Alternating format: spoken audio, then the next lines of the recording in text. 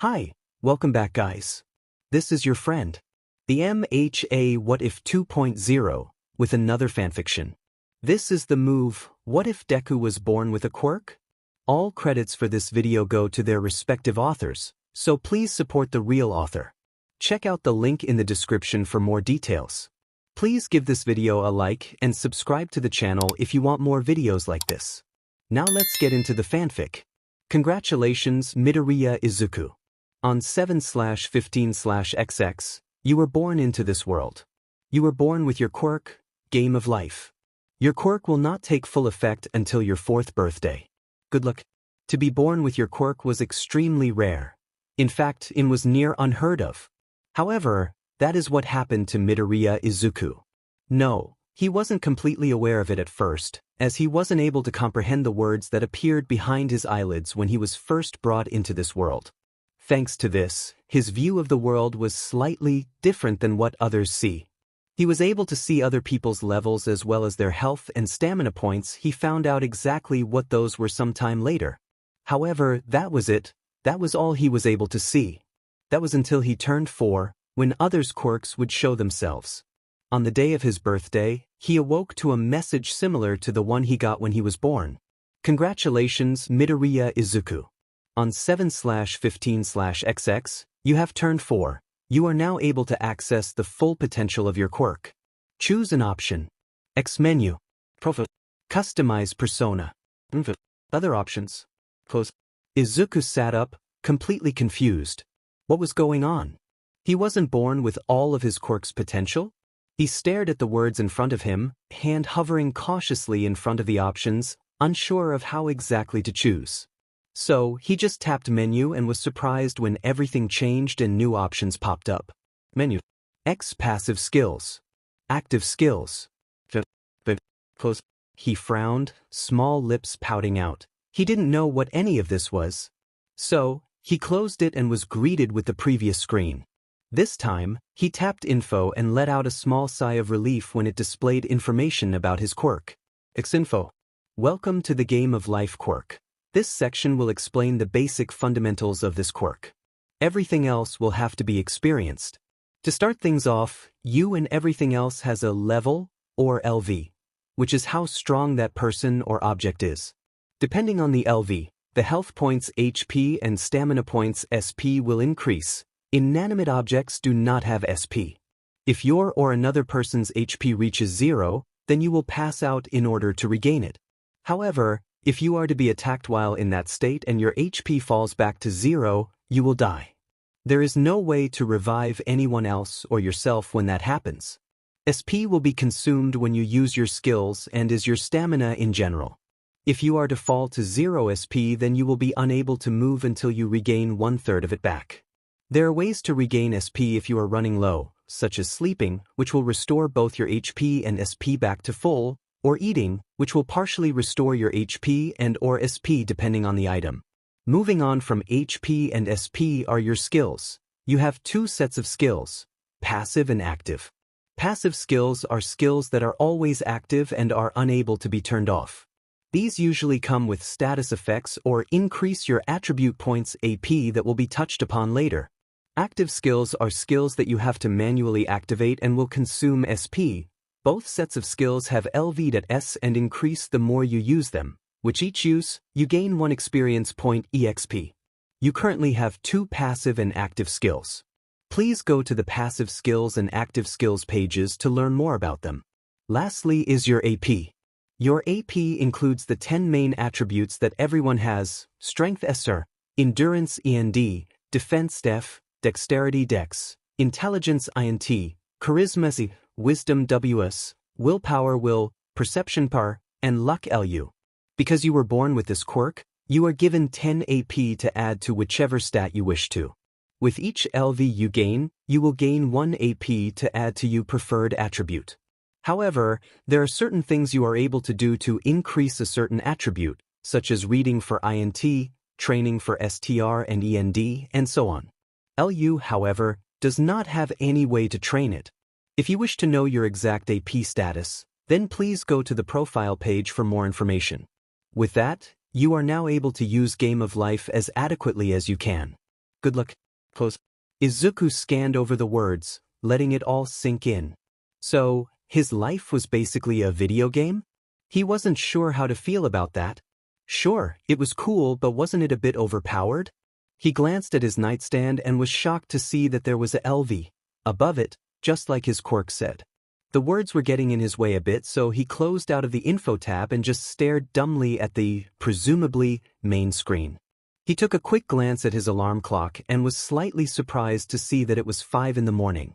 Why am I up so early? Well, he'd just have to make do with it. He doubted he'd be able to go back to sleep now.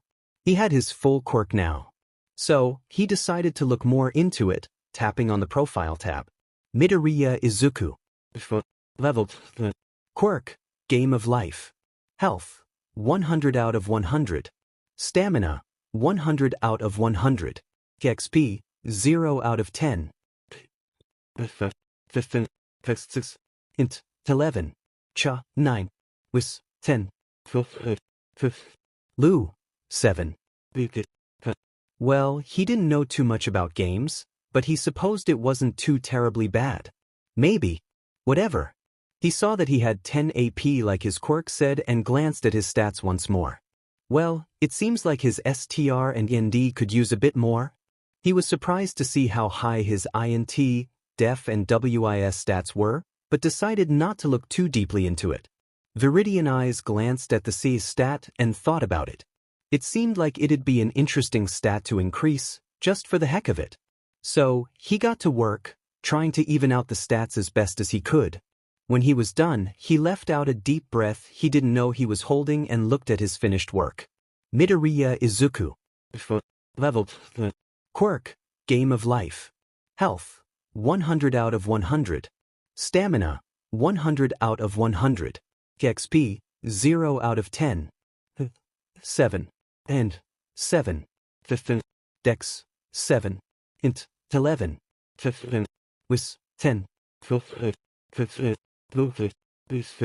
Truth be told, he felt like he just added the AP at random to whichever stats he felt like, but he found out quickly that he couldn't take it back after increasing his STR and END, but whatever.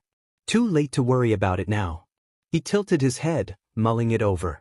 According to his Quirk, his STR, END, and INT stats could all be increased with some personal training to each. He could train his body to increase his STR and END, possibly his Def and Dex as well, and study his but off to increase his INT. He could definitely improve his E by socializing and his WIS by meditating perhaps. As he was going over plans in his head, a few notifications popped up in front of his eyes, startling him from his thoughts. Congratulations! You have now unlocked the skill Critical Thinking. Passive skill, Critical Thinking LV. 1. With this skill, the user able to think clearly and conduct strategic plans. However, the user is more likely to be lost in thought, so if someone were to suddenly bring them out of this state, they will be inflicted with the status. Confuse. Congratulations! You have now leveled up to LV. 2. You have gained 1 AP. Izuku blinked, watching the notifications slowly disappear before glancing back at his profile. Midoriya Izuku. Level. Quirk, Game of Life. Health, 100 out of 200. Stamina, 100 out of 150. EXP, 5 of 33. 7. And 7. 15. Dex, 7. Int, 11. 15. Wis, 10. So, he got 15 EXP from just thinking? Maybe leveling up wasn't going to be as hard as he originally thought. Well, now he has 1 more AP. He tilted his head, wondering where to put it before deciding on just adding it to Dex. Izuku thought being agile and quick on his feet was more important than being strong. Taking another look at his profile, he noticed that his HP and SP had risen but left his usable amount the same as what it was before. So it doesn't refill when you level up. Good to know. He closed out of the profile and clicked on Menu once again. Menu. X Passive Skills. Active Skills. Close. While he was curious about the job and bag options, as his Quirk didn't mention either of those in the Info tab, he decided to look at his skills first. He tapped on the Passive Skills tab and watched as it transferred over to his small list of, well, passive skills. X Passive Skills. Angelic Smile LV, 1, EXP, 0 out of 5. Will cause status charm for up to 5 minutes when user smiles at a target and they are more susceptible to manipulation. Fake Tears LV, 1, EXP, 0 out of 5. User cries crocodile tears, inflicting worry and targets are more susceptible to manipulation. Critical Thinking LV, 1, EXP, 1 out of 10. With this skill, the user able to think clearly and conduct strategic plans. However, the user is more likely to be lost in thought, so if someone were to suddenly bring them out of this state, they will be inflicted with the status confuse. Green eyes flickered across the screen, reading and absorbing every word they saw. Izuku noticed that both of his previous passive skills only had 5 EXP to level up, while critical thinking had not only that, but he apparently already had 1 for it. Well, he did use it a few minutes ago, so that checked out. So my tears and smile will affect everyone now. He thought to himself, not as bothered as he probably should be. It'd be fun to see how everyone, especially Kaken, would react when he used these skills on them. He closed out of the tab and went to his Active Skills tab. X Active Skills. Sweeping Kick LV, 1, EXP, 0 out of 10. This move allows the user to duck low and swiftly knock their opponents off their feet, causing stun for up to 5 seconds. Deals 15 damage, uses 5 SP. Power Kick LV, 1, EXP, 0 out of 10. This move allows the user to deliver a powerful kick to the opponent, deals 25 damage, uses 10 SP. He hummed non-committally, resting a knuckle on his chin. Well, if his level was anything to go by, then that move would deal a fair amount of damage on kids his age with 1 use alone. Another notification popped up, once again removing him from his thoughts. Congratulations! You have now leveled up to LV3. You have gained 1 AP. Izuku just stared dumbly at the message as it slowly faded away. Well, guess there's a lot of things that will level me up. Thinking is apparently one of the easiest ways at the moment. He could almost laugh at how easy this leveling system seemed. Well, he was just getting started. Whatever. He closed out of the Active Skills tab and curiously clicked on the Job tab. What popped up shocked him, making his mouth drop open slightly. So, Hero LV, 1, EXP, 0 out of 10. Villain LV, 1, EXP, 0 out of 10. He honestly didn't know what to think. His quirk made being a hero or villain like a character class. Really, he doesn't think he should be surprised, but he was nonetheless. Not only that, but it turned out he could be both at once? Just how did that work? Another notification popped up, distracting him from his current internal conflict. Congratulations! You have discovered the job option. You are now classified as ambiguous as your job. Please check the Profile tab for more information. Okay. Now Izuku was certain his quirk was messing with him. So, he closed out of the tab and went back to the Profile tab. There his was clear as day. His job was listed as ambiguous. Midoriya Izuku. Level 3. Quirk, Game of Life. Health, 100 out of 275. Stamina, 100 of 175. Job, ambiguous. EXP, 5 out of 80. 7. And 7. 15. That's it. Int. 11. 15. Wis. 10. What does that even mean? Sure, he wasn't the biggest fan of heroes, but he never thought about becoming a villain. He didn't know what he wanted to do, actually. Maybe it was the right choice for him right now. So, he just ignored it, adding the last AP point to ND before closing out and going back to the menu tab. There, he clicked on the bag option and was slightly surprised to see what an inventory from an RPG would look like. He had slots where it seemed that he could place up to 20 items in and just carry around with him. He closed out and went back to the main screen. From there, he tapped Customize Persona and was greeted with a 3D model of himself right dead center of his vision. On the sides were slides that could change how he looked, from his hair color to his arm length. Not only that, but there was 2 checkboxes which showed X male and female. He assumed the X male was the one that was checked because he was, Well, a boy. Seems like he could change his gender if he wanted to. How is he supposed to feel about that? There was also a default option, which he was eternally grateful for because, knowing him, if he ever did try to change his appearance, he would never be able to change himself back. He quickly closed out before he was tempted to even try and went to the last option he had yet to try, which was labeled fittingly enough other options. X other options. Sound 100 out of 100. FOV 100 out of 100. Background noise 100 out of 100. Vision 100 of 100. Touch 100 out of 100. Taste 100 out of 100. Smell 100 out of 100. Close. Well then. Seems like he could turn off whatever sense he wanted at any time. I suppose that could be useful? For what exactly, he had no idea. Maybe I can finally eat those disgusting carrots. Hey, he was still a child, don't judge him. He closed out of it and was surprised when another new notification went off. Just how many was he going to get from this morning alone? Congratulations! You have explored your quirk to its fullest extent. You have gained 1000 EXP and unlocked the tab quests. Izuku suddenly felt dizzy, nearly toppling over, a hand quickly planting itself on the bed to steady him. He blinked a few times, waiting for the dizziness to fade away before looking back up, slightly confused. He quickly went to his profile tab and noticed his HP and SP were getting quite low. Well, that's what he gets for leveling up so quickly. Midoriya Izuku. Level 7. Quirk, Game of Life. Health, 100 out of 725. Stamina, 100 of 275. Job, Ambiguous. EXP, 71/428. 7. Int, 11. Wis, 10. He closed out of it and noticed the quest tab located on the front page. Green eyes blinked slowly before he clicked on it. There are no quests currently available. Just as he was about to close out of it, another notification popped up. New quest. Objective, wake mom up. Wake Midoriya Inko up and tell her about your new quirk.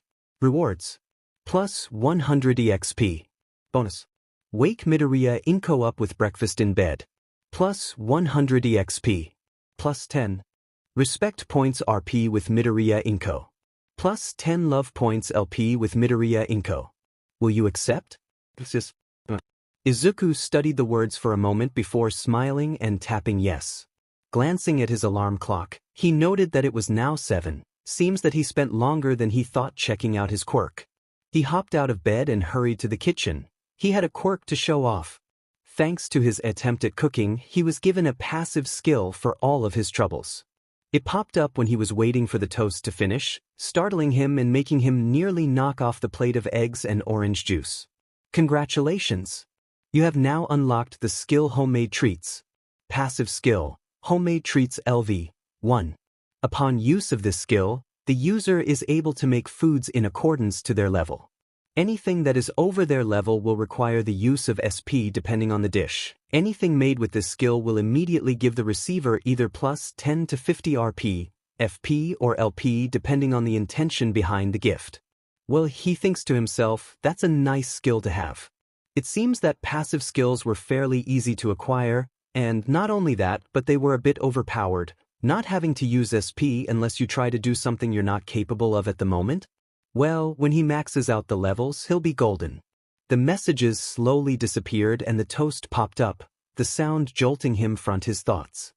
He smiled and quickly placed the hot pieces of bread on the plate and sloppily pasted butter on top of them. He picked up his finished plate of food. At least it wasn't poisonous or anything, it was just a bit messy, and the glass of orange juice and hurried to his mother's room, excited to wake her up. Using his elbow to open the door, he slinked through the small opening he managed and set everything on her bedside table. Taking a deep breath, he poked her cheek, smiling warmly as she began to stir. Wake up, Mama. Breakfast is ready. Izuku? She called out sleepily, blinking her eyes open as she frowned in confusion. What's going on? I made you breakfast. He told her proudly, puffing out his chest as her eyes traveled to the mess of food on the plate on her bedside table. Her green eyes grew wide and her mouth gaped open in surprise. "Oh my, Izuku, did you do this all by yourself?" He nodded eagerly, smiling growing as she smiled back. "Oh my sweet baby boy. You didn't have to." "But I wanted to," he told her, speaking mostly of the truth. While it was his quirk that gave him the prompt, he did want to do something for her as a sort of thanks for everything she's done for him. "Also, Mama, I have something to tell you. I got my quirk." She gasped. "Oh my baby boy, that's wonderful. What is it?" "It's called Game of Life, and it's like living in a video game," Izuku told her excitedly. "I have stats and quests and even a bag to put things in, like my own personal inventory." With that, he told her everything he knew about his quirk, from his skills to his other options. Inko listened with undivided attention, happily absorbing everything Izuku told her. She was just so happy her sweet child had a quirk. When he finished, he had the brightest smile on his face that Inko couldn't help but melt at. A notification popped up, slightly surprising Izuku. He really needed to get used to that. "Congratulations! You have completed the quest Wake Mom Up. Rewards. Plus 100 EXP. Congratulations! You have achieved the bonus requirements. Bonus. Plus 100 EXP. Plus 10 RP with Midoriya Inko. Plus 10 LP with Midoriya Inko. Congratulations! You have now unlocked the Relationships tab." Izuku waited until the messages faded before turning back to his mom, who had a confused expression on her face. He smiled gently. "Oh, that was just my quirk telling me I finished a quest. I sometimes get notifications that pop up from time to time. I guess I'm the only one who can see them," he added shyly, rubbing the back of his neck. Inko just chuckled and ruffled his hair. "Well, as long as you're fine." She brought him into a bone-crushing hug. "Oh, Izuku, sweetie, I'm so proud of you." He blushed and wiggled out of her grasp, sending her an embarrassed look. "Mom," he groaned. She giggled. "Well, let me get dressed and enjoy my baby's precious cooking, okay?" The greenette nodded and hurried out. He was eager to see what this relationships thing was all about. He plopped down on the couch after having grabbed some chips from the kitchen. He noted that the chips had an info tab above them, and he clicked on it, curious. All Might Cheese's LV2. A bag of chips branded by the popular #1 hero All Might. Simple and good for a quick snack. Recovers 5 SP. Interesting. Was the 5 SP per chip, or did he have to eat the whole bag? Shrugging, he popped one into his mouth, enjoying the cheesy flavor as it exploded on his taste buds. He opened the main screen. He found out he could minimize it and place it in the corner of his vision when he was cooking so that it wasn't bugging him the whole time, and found the relationships right dab in the center. Without hesitating, he tapped on it. Relationships. Midoriya Inko. A single mother whose husband had left her for unknown reasons. Extremely kind and loving, she cares deeply for friends and family. Will not hesitate to put others' needs before her own. Cares the most for her son Midoriya Izuku. Relationship status. Family. Vehicles. Says. Age. 26. Level. 24. Quirk. Attraction of small objects.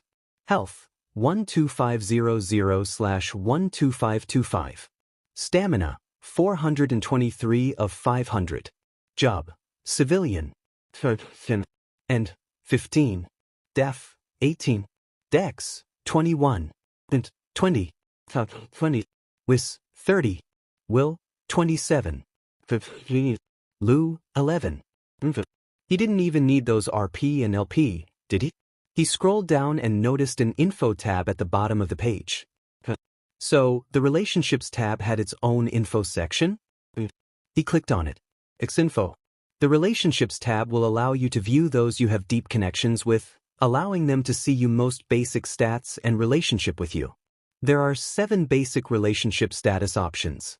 Family will appear when you are either blood related to that person or are close enough with them that you view them as family, and is usually a rank up from friend and lover.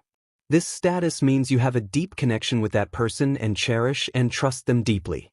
Friend will appear when you have become well acquainted with someone but do not consider them family and is a rank up from acquaintance. This status is more free and you do not necessarily need to have a particularly deep connection with them to have this appear. Acquaintance will appear when you have just become acquainted with someone, and generally appears after a first meeting. This status is the most common of all and is grounds for how the relationship will evolve. Love interest will appear when you develop romantic feelings for this person. This status means that you care deeply for that person and cherish them greatly. Lover will appear when you have confirmed your feelings with your former love interest and both of you have confirmed you have the same feelings for one another and have started dating. This status is on the same level as family. Enemy will appear when you view someone as a potential threat or do not get along with someone on any level. This status is a sign of distrust and distaste for the person filed under it. There are many other forms of relationships, but those mentioned above are likely to be the most common. The relationships that are filed in your quirk is how you perceive others and not necessarily how they think of you. It is possible to see how others think of you if you have the passive skill mind reader. Izuku was pretty sure his brain hurt. There was just so much to learn. He was lucky, however, that his quirk had the info options constantly available or he'd forget everything and never remember. So, mind reader, huh? Sounded like quite the useful skill, though maybe a bit troublesome. He wasn't the biggest fan of knowing what absolutely everyone was thinking at all times. Maybe this would be different? Who knows? Inko walked into the living room, now fully dressed and wide awake. He closed out of his quirk and sent his mom a quick smile. She chuckled and smiled back. Izuku noticed that he was still able to see what seemed to be a health bar on top of her head and her name just above that. When he smiled at her, charm appeared next to her name. He blinked, confused, before remembering that it was his passive skill angelic smile. Oops. Congratulations. Your passive skill angelic smile has grown to LV2. It leveled up? Was he really smiling that much already? Congratulations. Your passive skill critical thinking has grown to LV3. What was with all these levels? His critical thinking had also leveled up when he was cooking, coming to him while he was mumbling about the temperature for cooking eggs. Speaking of which, hey mama, will you teach me how to cook? He asked innocently, looking up at her with appealing emerald eyes. She blinked in surprise before smiling and nodding. Of course, honey. I'd be glad to. He smiled brightly, inflicting his mother with charm once again. Well, it's not like he had much of a choice when it came to that. Can you teach me now? He really wanted to get his skill, homemade treats, to the max level because he felt like it'd be an important one for later on in life. Inko simply chuckled at his antics. I'd love to, sweetie, but you have school today. A pout formed on his small lips. He didn't want to go to school. Then a thought hit him. Kaken. He had to tell his best friend about his new quirk. With that, he hurriedly got changed and pestered his mom until they finally got to school, Inko thoroughly amused by her son's attitude. Bye, hun. Have a good day at school. Bye, Mom. Love you. He shouted back as he ran into the building, hurriedly making his way to his classroom. He threw open the classroom door and searched until his eyes landed on the familiar tuft of blonde hair. Izuku ran over to his friend, knocking the other over in a tackle hug. What the F, Deku? Kaken snapped, glaring at his smaller friend as he pushed the green net off of him. Izuku ignored him, green eyes sparkling in excitement. I got my quirk, Kaken. Oh. That got the explosive, no pun intended child's attention, a smirk playing on his lips. What is it? It's called Game of Life, and it basically makes my life like a video game. He excitedly told the blonde, eager to see his friend's reaction. However, instead of any sort of praise or excitement, all he got was an unamused look from glowering red eyes and a huff of air. Quit shitting with me, you useless Deku. There's no way a quirk like that exists. Now, tell me what your quirk really is. But I'm telling the truth. He tried, desperate to get his friend to understand. See, you have a level over your head, it's level 5 by the way, and dash. Shut the F up, you lying piece of shit. Kaken snarled, explosions trickling from his palms. Are you making fun of me? Just making shit up so that you can seem to have a quirk? A cruel smirk curled onto the blonde's lips. Oh, I get it. You're just saying all this because you're actually just a quirkless piece of shit. What? No, I dash. Shut up, you good-for-nothing Deku. The other cut him off. Just tell the truth, you're quirkless. The entire class was now in on their conversation, egging Kaken. Could Izuku even call him that anymore? On while Izuku watched his friend. In horror. Did Kaken really think he was lying? Large tears began to roll down his cheeks and, sure enough, worry appeared next to everyone's name as they slowly began to panic, not knowing what to do while the green-haired child cried. Even Kaken looked slightly distraught. However, before anyone could say anything, the bell rung and it was time for class to start. Izuku slinked over to his seat, tears still falling down, ignoring everyone's worried glances.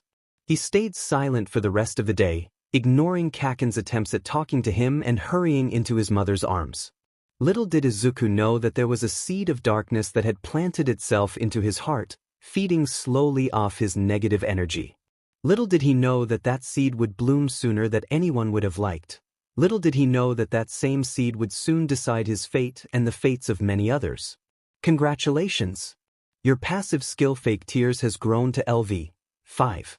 Izuku hadn't stopped crying when he got home. In all honesty, he was starting to get a headache, but he just couldn't stop crying.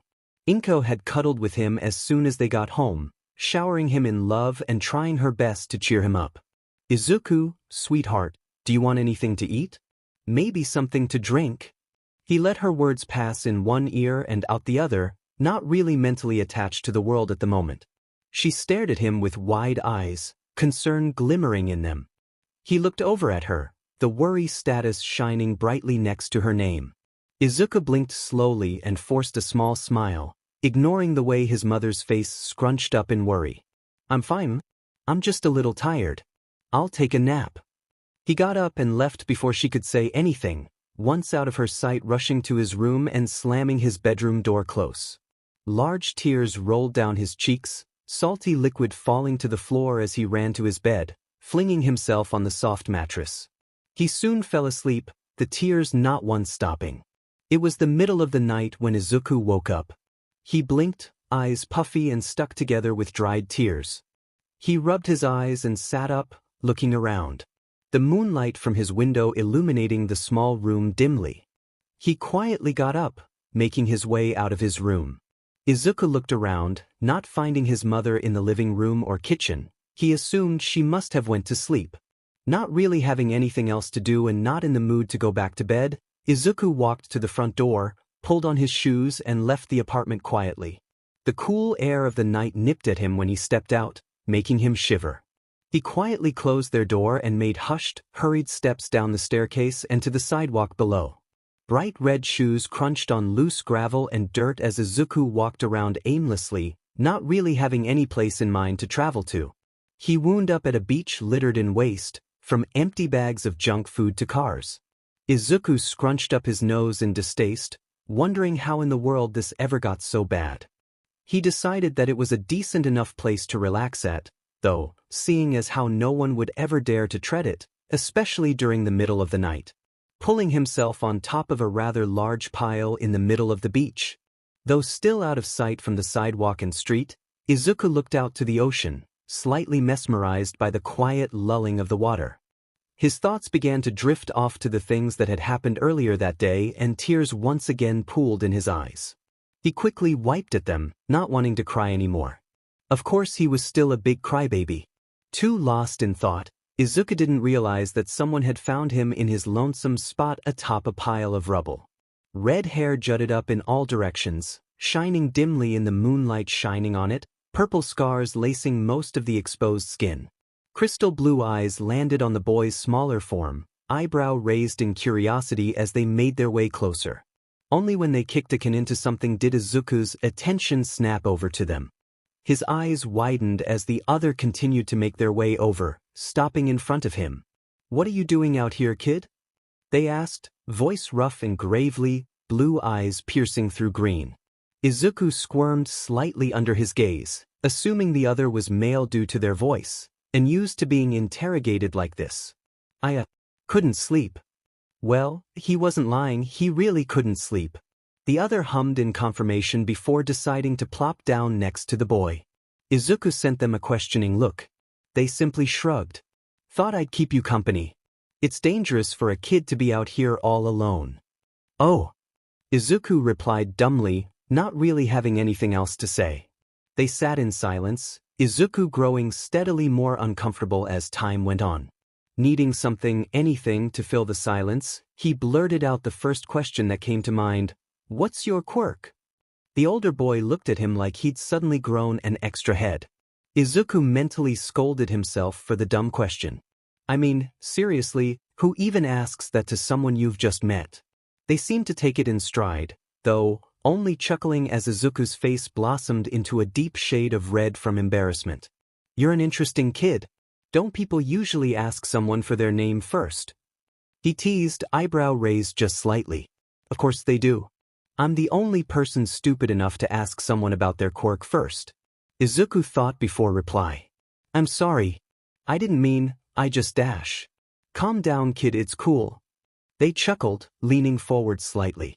So, do you want to know my name or my quirk first? Izuku bowed his head, thoroughly embarrassed and just wishing the ground would swallow him whole. And name, please. Another chuckle escaped the older's lips. Name's Dabi. And you? I Izuku. Izuku replied shyly. Midoriya Izuku. Nice to meet you, Izuku. The greenette blushed deeply, not used to anyone other than his mom calling him by his first name. And nice to meet you too, Yi-san. The ginger-haired male waved him off. Don't, Sen, you make me sound old. I'm not that much older than you, you know.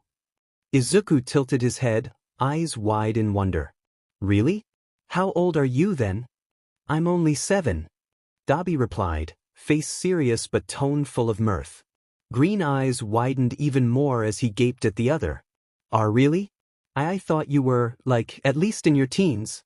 I mean, why even called me kid, and your voice is deep and dash. It's fine. The other cut off, seemingly amused with the whole situation. I'm used to it. Now would be a wonderful time for the earth to swallow me whole. Izuku mused, embarrassing himself for the second time that night. So, you still want to know about my quirk? Dabi asked, glancing at the smaller. Izuku instantly lit up, previous embarrassment replaced with curiosity. He nodded rapidly. Yeah. Dabi raised an eyebrow, slightly amused by the other's enthusiasm. Well, it's nothing special really. He held out his hand, palm face skyward, and a small blue flame lit up. Izuku watched with starstruck eyes in fascination. That's so cool. It is. The other hummed out, closing his hand into a fist, extinguishing the flame. Well, it's just a simple fire quirk, really. The only special thing about it is that it's blue, which means it's hotter than normal fire, but I don't really think that'd be considered special. He looked back at Izuku. What about you? What's your quirk? The greenette's mood suddenly dropped, a reminder of what happened earlier that day slamming itself back into his mind at full force. Dabi seemed to notice the change in attitude, opening his mouth to take back the words until Izuku smiled sadly at him. Promise you won't laugh? He asked quietly, waiting for Dabi to either refuse or promise and do so anyway. Promise. Dabi replied solemnly, wondering what quirk the quiet child had that made him so weary. Izuku gnawed at his bottom lip, considering his options. He could show the older his quirk, or at least try to tell him about it, and have him laugh at Izuku or yell at him for lying to him. But Dabi had shown him his quirk. It was only fair to repay the favor. And my quirk is called Game of Life A, and it makes it so I am basically living in a video game. He stuttered out, shrinking in on himself, waiting for the backlash of the other. After a few moments, nothing happened. Izuku spared a glance up to see the redhead considering his words seriously, not berating or calling Izuku a liar like the other children had. Dabi hummed, lolling his head to the side. I see. That's an interesting quirk. Izuku looked up at him, eyes wet with tears, hope flashing through them slightly. Really? Dabi looked over at him, looking slightly confused at his question. Yeah. Seems pretty useful to me. I mean, you have stats and stuff, right? Izuku nodded. Well, depending on how you play it, you can totally become overpowered. Those words stuck Izuku in the heart and he began to cry once more. Dabi panicked slightly, not knowing what just happened or how to really deal with it. Izuku shook his head, smiling brightly. Thank you, Dabi. Thank you. Dabi frowned slightly. While he didn't know exactly what happened, he was able to understand that what he said affected Izuku greatly, in a positive way, of course. No problem, Aizu. Izuku squawked, surprised by the nickname. Aizu? Yeah. I'm guessing we're gonna be friends after this, so I supposed I should call you by a better name. I see. Izuku stuttered, tears quickly drying as embarrassment took over. He tried to think of a nickname for Dabi, but couldn't really come up with anything. He supposed he could try something, to see if the other would mind. Then, can I call you Dakin? Dabi raised an eyebrow, a small blush creeping over his pale cheeks. Duh, he coughed, rubbing the back of his neck. I guess that's fine. Izuku smiled brightly, his mood instantly brightening. Then Dakin it is. The redhead smirked at him slightly, the action nearly missed because of his scars. Izuku wondered how he got them.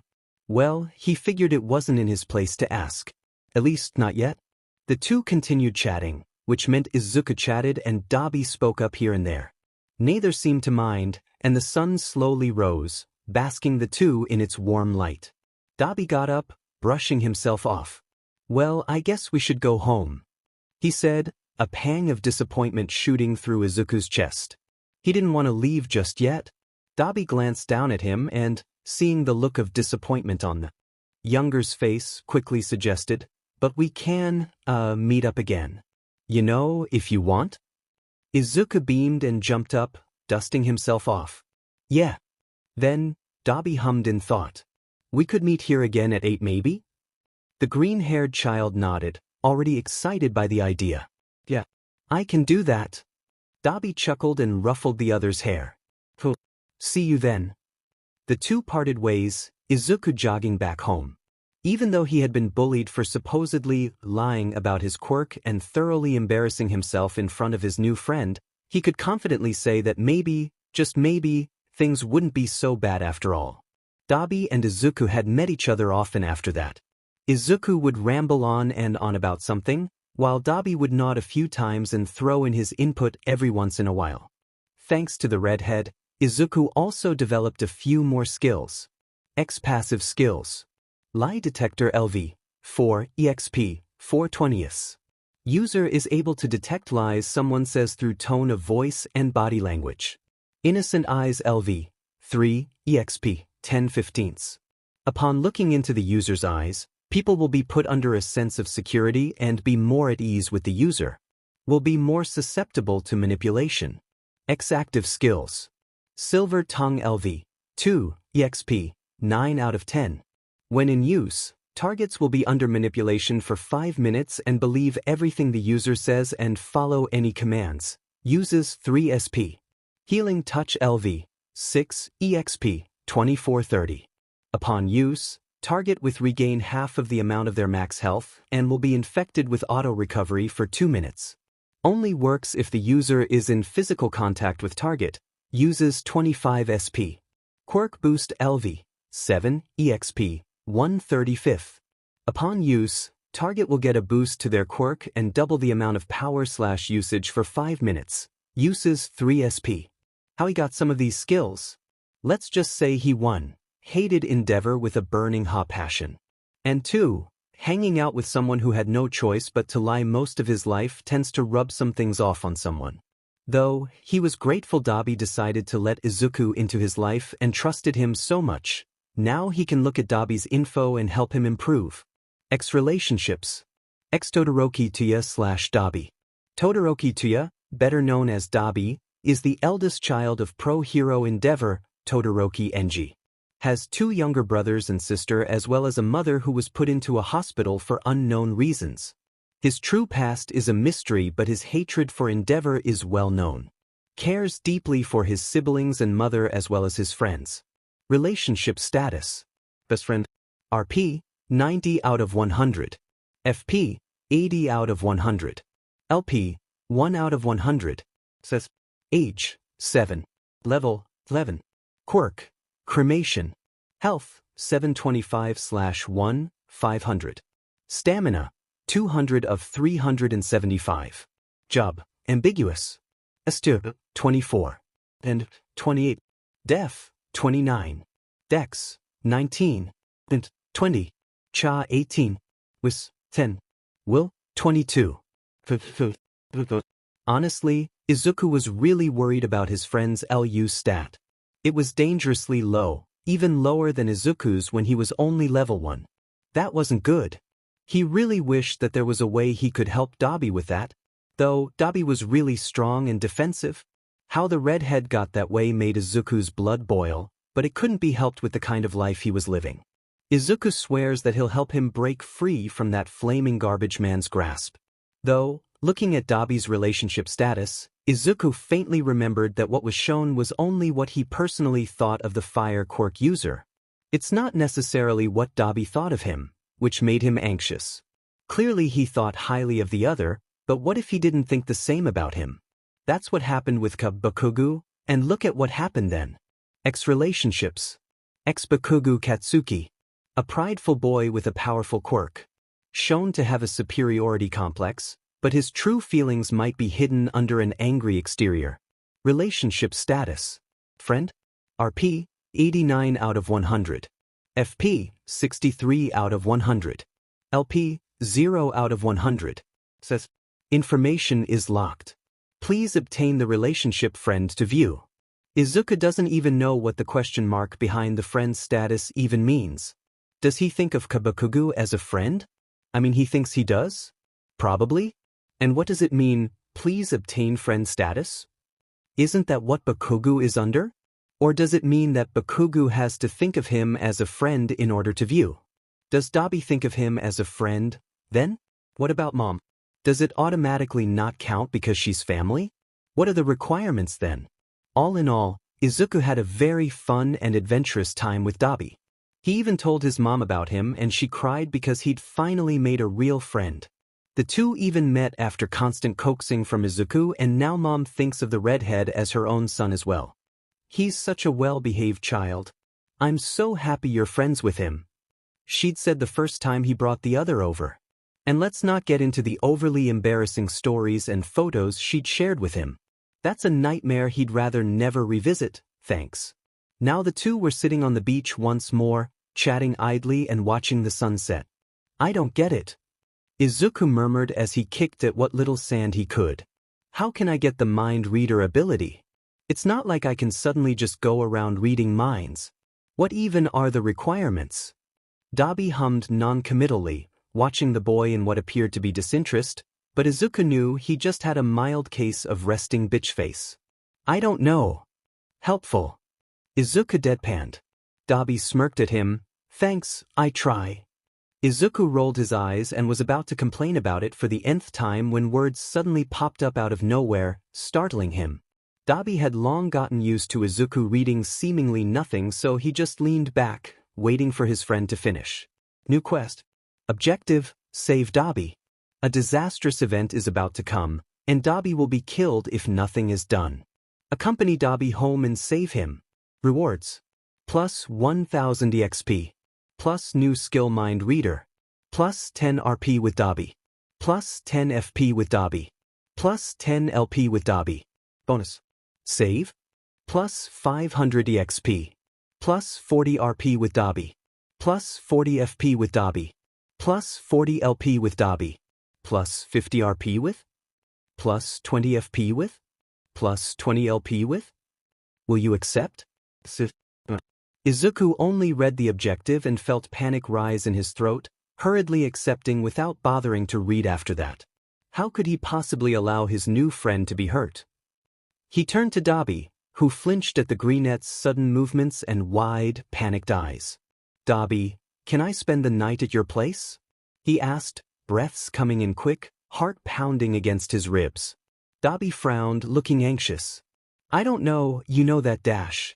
Please. Izuku breathed out, reaching out and grabbing the other's hand, shaking as tears threatened to pool out of his eyes. Watching his friend trembling, looking as pale as a sheet of paper, as if he knew something terrible was about to happen, Dabi could only reluctantly accept. He didn't want his friend to get hurt, but he couldn't leave him alone when he looked like that. Hopefully nothing would go wrong. It didn't take much to convince his mom to let him stay the night.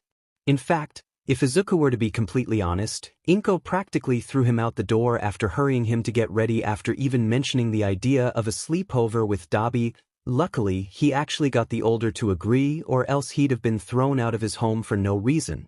So, there he was, standing in front of a rather impressive Japanese-styled home, forcing himself to not tremble like a leaf as he waited for the redhead to open the front door.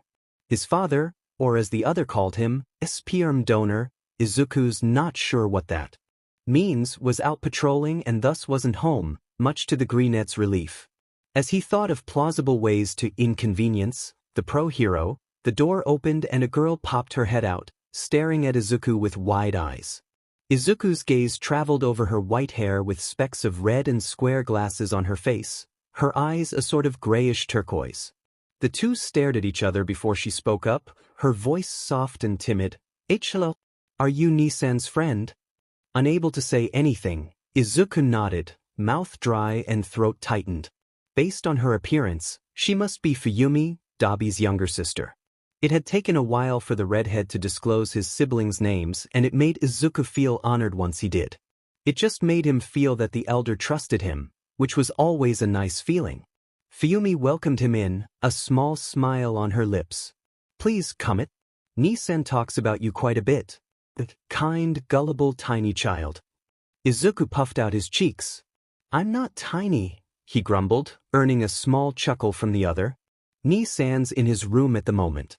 Would you like me to?" She trailed off, but her offer was obvious. He nodded and the two walked side by side, neither speaking, silent but not uncomfortable. The two stopped in front of a door about halfway into the house, Izuku admiring the traditional styling of the house, as Fuyumi knocked on the door. "Niece, your friend's here," she called out softly, Izuku frowning as she had never spoken above a soft murmur. Was it because she'd been forced to otherwise? He didn't want to continue on that train of thought. "Sheet already? I thought it was if..." The sound of someone falling down and bumping into things could be heard from behind the door, making Izuku wince slightly. "Nisen, language." Fuyumi chided lightly, but there was no force to her words. She even had a slightly fond smile on her lips. After a few more moments of noise, Dabi threw open his door, Fuyumi having pulled Izuku back in advance, anticipating the action. He was grateful for that, otherwise he would have gotten a face full of door, and that was never fun. Dabi glanced at Izuku before looking at his sister. "Sorry about that, Fuyumi. I thought he was supposed to come by later." She smiled softly, shaking her head. "It's fine. Have fun." With a wave, she left. Izuku entered Dabi's room after he stepped aside to let him in, muttering under his breath, "I texted you I was here." Dabi shot him an apologetic smile. "Sorry, my phone fell and broke." Izuku knew that he was lying, and Dabi knew that he knew, but neither spoke out about it. What else could they possibly do? So, instead, the two began to talk. Well, it was mostly Izuku, about anything and everything, Dabi mostly listening and nodding along. Neither of Dabi's brothers showed up when Izuku had walked to Dabi's room, but he never asked, and Dabi never commented on them. Despite knowing their names, the green-haired boy knew basically nothing else about them, as the older refused to disclose such personal information. He didn't mind. It wasn't his place to meddle. If Dabi was comfortable with him knowing, he'd say so. Otherwise, Izuku would simply be there, a willing ear to listen. The day passed quickly and Izuku saw no signs of anything bad happening. No villains, no accidents, no endeavor. It passed by like any normal day and he was starting to worry as the moon rose and the sky darkened, the stars appearing and lighting the night sky. What was going on? Was it a red herring? Was he being too paranoid? His quirk specifically told him that his first friend in a long time was going to die if he didn't come. Even if it was even slightly exaggerated, Izuku would rather risk it than losing the first person other than his mom to bring light into his life. He might be exaggerating as he was only a small child, but he cared deeply for his friend. And no matter what, he would protect him. So, when the moon rose to the top of the sky and the sky was a pitch black filled with sprinkles of light from the stars, Izuku and Dabi got washed up and Izuku settled into his sleeping bag, waiting for his friend to fall asleep.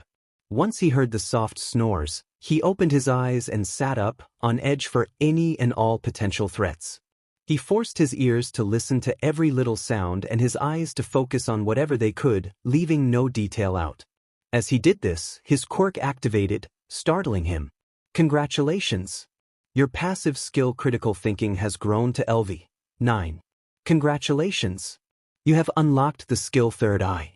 Active skill, Third Eye LV1. Upon use of the skill, all of the user's sense will be expanded and sight and hearing can be used to up to 50 feet from user's location, uses 10 SP every 30 seconds. Izuku quickly closed the text box before hastily using his new skill. He was disoriented with the sudden change, how much he was able to see and hear, his skin feeling way too sensitive, how his clothes brushed against his way too sensitive nerves, how he tasted what he ate for dinner last week despite not even remembering it until now. Feeling overwhelmed, he turned it off, breathing. He was relieved when everything returned to normal, but he grit his teeth at how he knew he needed that skill in order to protect Dabi. It was uncomfortable, so uncomfortable, but Izuku knew it would help. He needed it. So, he activated it again, forcing himself to overcome the uncomfortable sensation, to ignore the head-splitting pain from hearing too much, from seeing too much. Izuku had almost an eagle-eye view of everything around him, and he felt small, panic threatening to clog his throat, to prevent him from breathing. Again he forced it down. He couldn't panic now. Not when so much was on the line. So, he sat there, watching, listening. 10 minutes passed before Izuku was forced to turn the skill off. He was losing too much SP too fast, making him feel faint and sick. He glanced at his SP and grimaced. Midoriya Izuku. Level 7. Quirk, Game of Life. Health, 714/725. Stamina, 50 of 275. Job, Ambiguous. EXP, 271 for 428. 7. Int, 11. Wis, 10. He had lost some prior to using the skill and now he was paying the price. Izuku felt tears form in his eyes as frustration bubbled in his skin. Useless, he was useless. What good was a god-tier skill if he couldn't even use it for that long? As he berated himself, a chill ran down his spine and he spun around, the movement jostling his already upset stomach, everything he'd eaten that day threatening to spill out as his head pounded. Green eyes met black as two people stared at each other, one set determined and the other panicked, one a child and the other a man. Izuku stared as the man met his eyes for a few moments before cursing. Sheet, no one told us another kid was going to be here today? Whatever. It doesn't matter. He heard the man curse before his fingernails grew to sharp points and rushed at him. Izuku panicked and stumbled backwards, mouth open but no sound coming out. He glanced at Dabi and saw that the other was still sleeping, curious as to why only to have a smell suddenly hit his nose. Why didn't I smell this before? He looked back at the man to see that he'd opened a small bottle, pink gas slowly pouring out from it. That's why, it was bottled up. Izuku felt his conscience slowly pull away from him, and he understood the purpose of the slightly sweet scent. It was to put them asleep. He fought to keep his eyes open, not wanting to fall. Asleep, sluggishly dodging the intruder's attack, his arm being nicked in the process. A sudden notification popped up, and he cursed his bad timing. Congratulations! You have unlocked the skill Sleep Resistance. Passive skill, Sleep Resistance LV1. When user is introduced to sleep-inducing situations, user takes longer to fall asleep, unlock full potential at max level. While grateful, now is definitely the wrong time for this. So, Izuku dodged another hit, though his cheek was cut. Congratulations! You have unlocked the skill Agile Step. Passive skill, Agile Step LV1. User is faster and has better reflexes, Unlock full potential at max level. Well, that was straight to the point. With his new skills, Izuku found it easier to dodge the intruder while also slowly feeling more and more awake. Both skills skyrocketed in levels, and Izuku could tell that the man was getting more and more irritated. The F is going on? He growled, his bottle having run out of the weird scent a short while ago. Why haven't you fallen asleep yet? Izuku ignored the man's words and used his only attacking moves, sweeping kick to knock the man off his feet before hitting him once with power kick. He succeeded in knocking the man out as he fell on the back of his head, making a sickening crack, but now he barely had the energy to stay on his feet. He felt dizzy and the world spun as he tottered in place, while threatening to spill out. His quirk popped up once again, though he was barely able to read what it said. Congratulations! You have completed the quest Save Dabi. Rewards. Plus 1000 EXP. Plus new skill Mind Reader. Plus 10 RP with Dabi. Plus 10 FP with Dabi. Plus 10 LP with Dabi. Warning! Conditions for bonus not completed. Complete quest anyway? Izuku sluggishly tapped no. If there was someone else that needed saving, he wouldn't leave them behind. Congratulations! You have leveled up to LV 8. You have gained 1 AP. Congratulations! You have leveled up to LV 9. You have gained 1 AP. Midoriya Izuku. Level 9. Quirk, Game of Life. Health, 714 of 800. Stamina, 20 of 325. Job, Ambiguous. EXP, 89 of 911. 11. Def, 13. Int, 15. Cha, 11. Was 12. 11. Lu, 9. 6. Congratulations! Your active skill Sweeping Kick has grown to LV 3. Congratulations! Your active skill Power Kick has grown to LV 2. Izuku was fighting to stay awake, his quirk sending one last notification. Warning: SP levels below recommended amount. Starting quirk reboot in 3 minutes. Upon seeing that, Izuku began to panic. He hurried out of the room and began searching around the house for any potential danger. As he forced his legs to move, he smelled something burning and hurried to where it was coming from. He was just in time to see another man hurry out of the bedroom window as a desk lit ablaze, quickly catching the wall on fire. Izuku had no time as he grabbed the small body on the bed, hurriedly shaking them awake. It took way too long as he began to drag them out, but was barely able to get them off the bed before collapsing. He breathed, the smoke from the fire entering his lungs, causing him to cough harshly.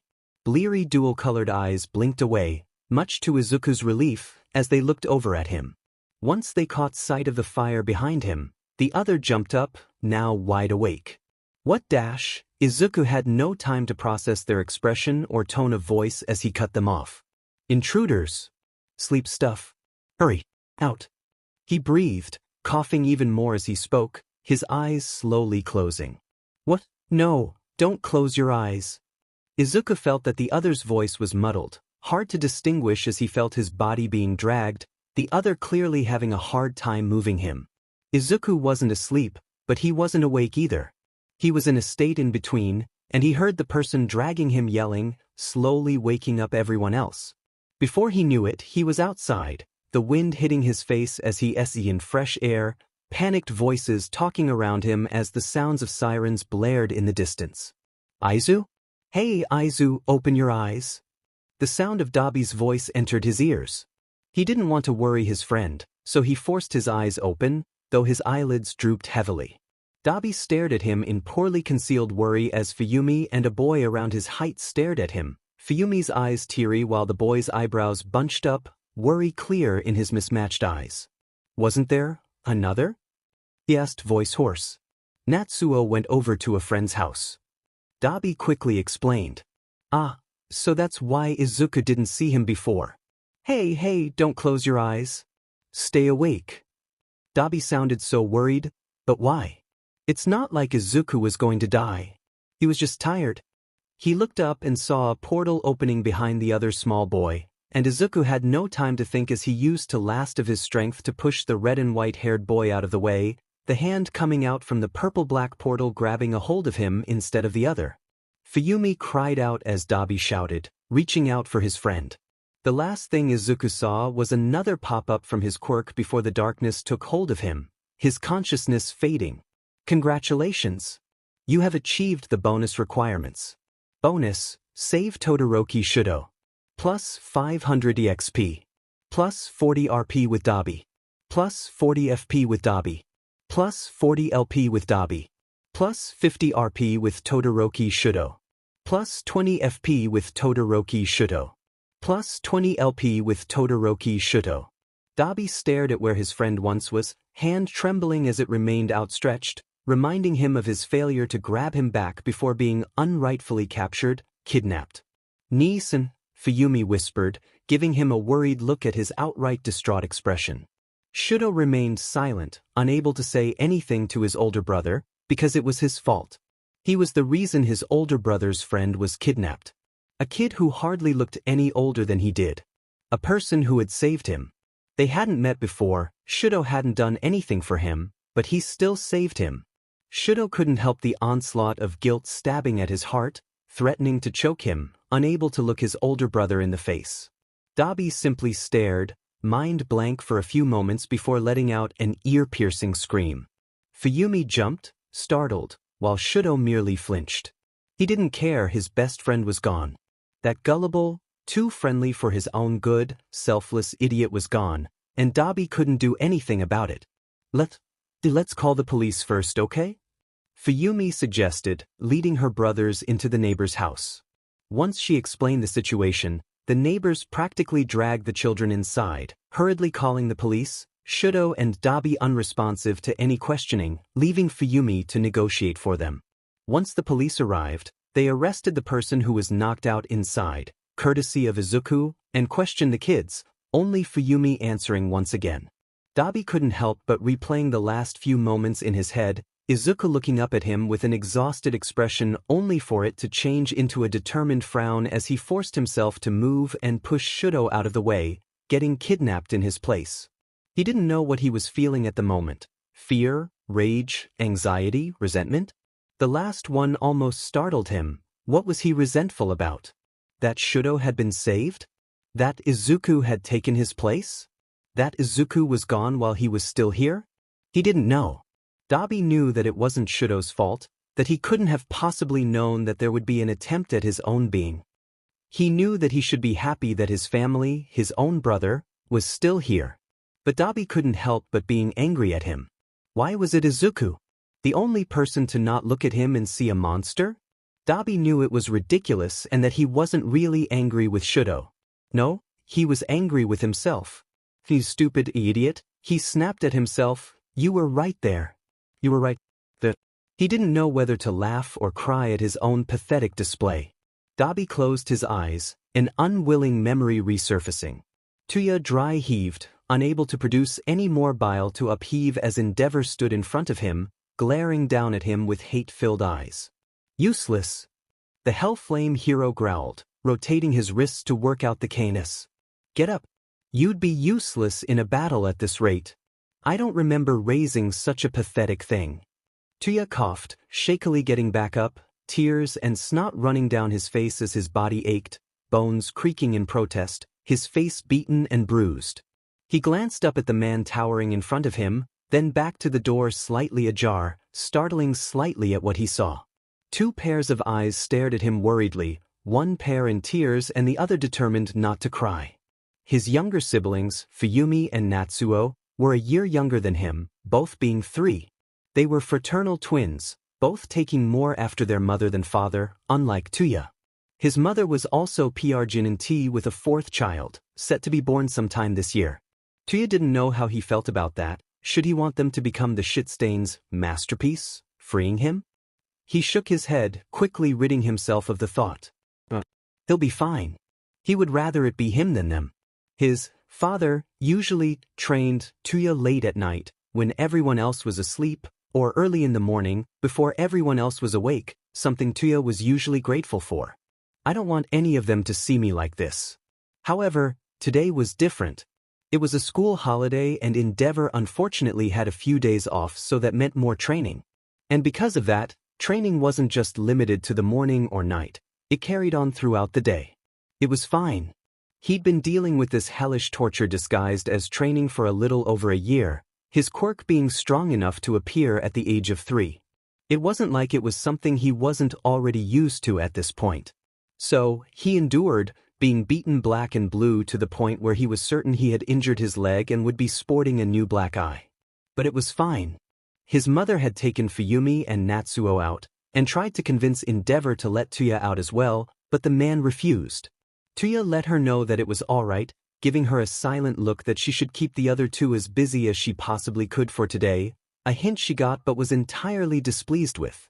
However, she also knew that it was pointless arguing with the flaming trash can, so she left, giving Tuya one last quick hug before leaving. Tuya sent them off with a slight smile and wave, but once the door closed behind them, he was dragged off, repeating the vicious CY he'd lived with for so long now. He glanced out the window, noting that it was indeed nighttime and that they should be asleep. Why were they here? Panic rose in his throat as he sent them a quick look that practically shouted, "Leave." "Where are you looking, boy?" Endeavor shouted, sending another punch at his face, slamming into his nose and causing his to slam into the back wall.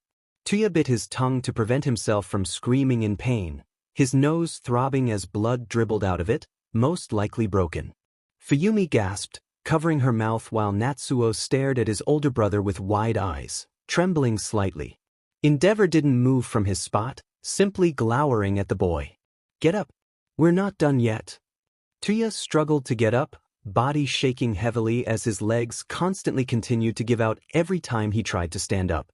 Endeavor growled after the 4th time he fell back down, storming over to him only to be stopped by a small body in his way. Tuya glanced up and felt his breath catch in his throat when he saw Natsuo standing in between him and the pro, small body shaking but glare determined.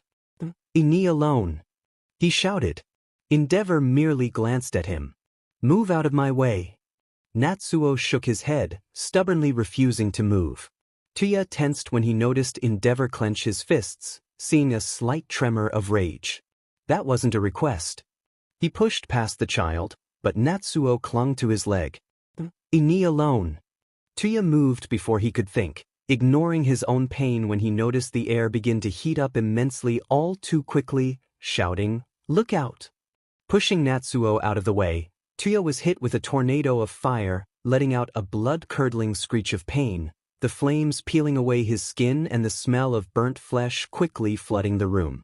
As the flames died out, leaving him all too cold, the last thing Tuya saw was Natsuo's crying face and Endeavor's cold eyes, body falling to the ground as he blacked out. When Tuya woke up, he saw his mother's face covered in tears, apologizing to him for leaving him alone with that man, for not trying harder to help him. Tuya simply stared at her impassively, body stiff and wrapped head to toe in bandages. It took months for him to completely heal and remove the bandages, and when he did, the first thing he heard was his mother's screams. It hurt, but looking at himself in the mirror, he understood. He was a monster. Dabi.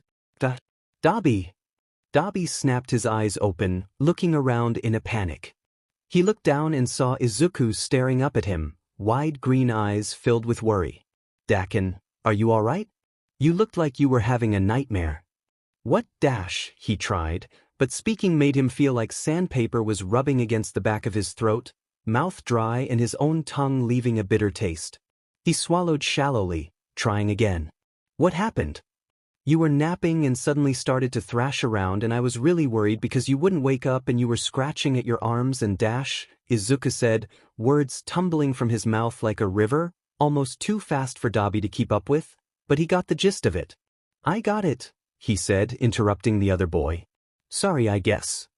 Izuku blinked owlishly, stunned, before sending him a blinding smile. "It's fine really. I'm more glad that you're okay." Dabi felt his heart squeeze at that. Other than his siblings and mother, no one really cared much about him. When anyone looked his way, they were either full of pity or fear, the scars on his body being the main cause of this. He heard more than once people calling him a freak or monster, disgust clear in their voices as they whispered behind his back.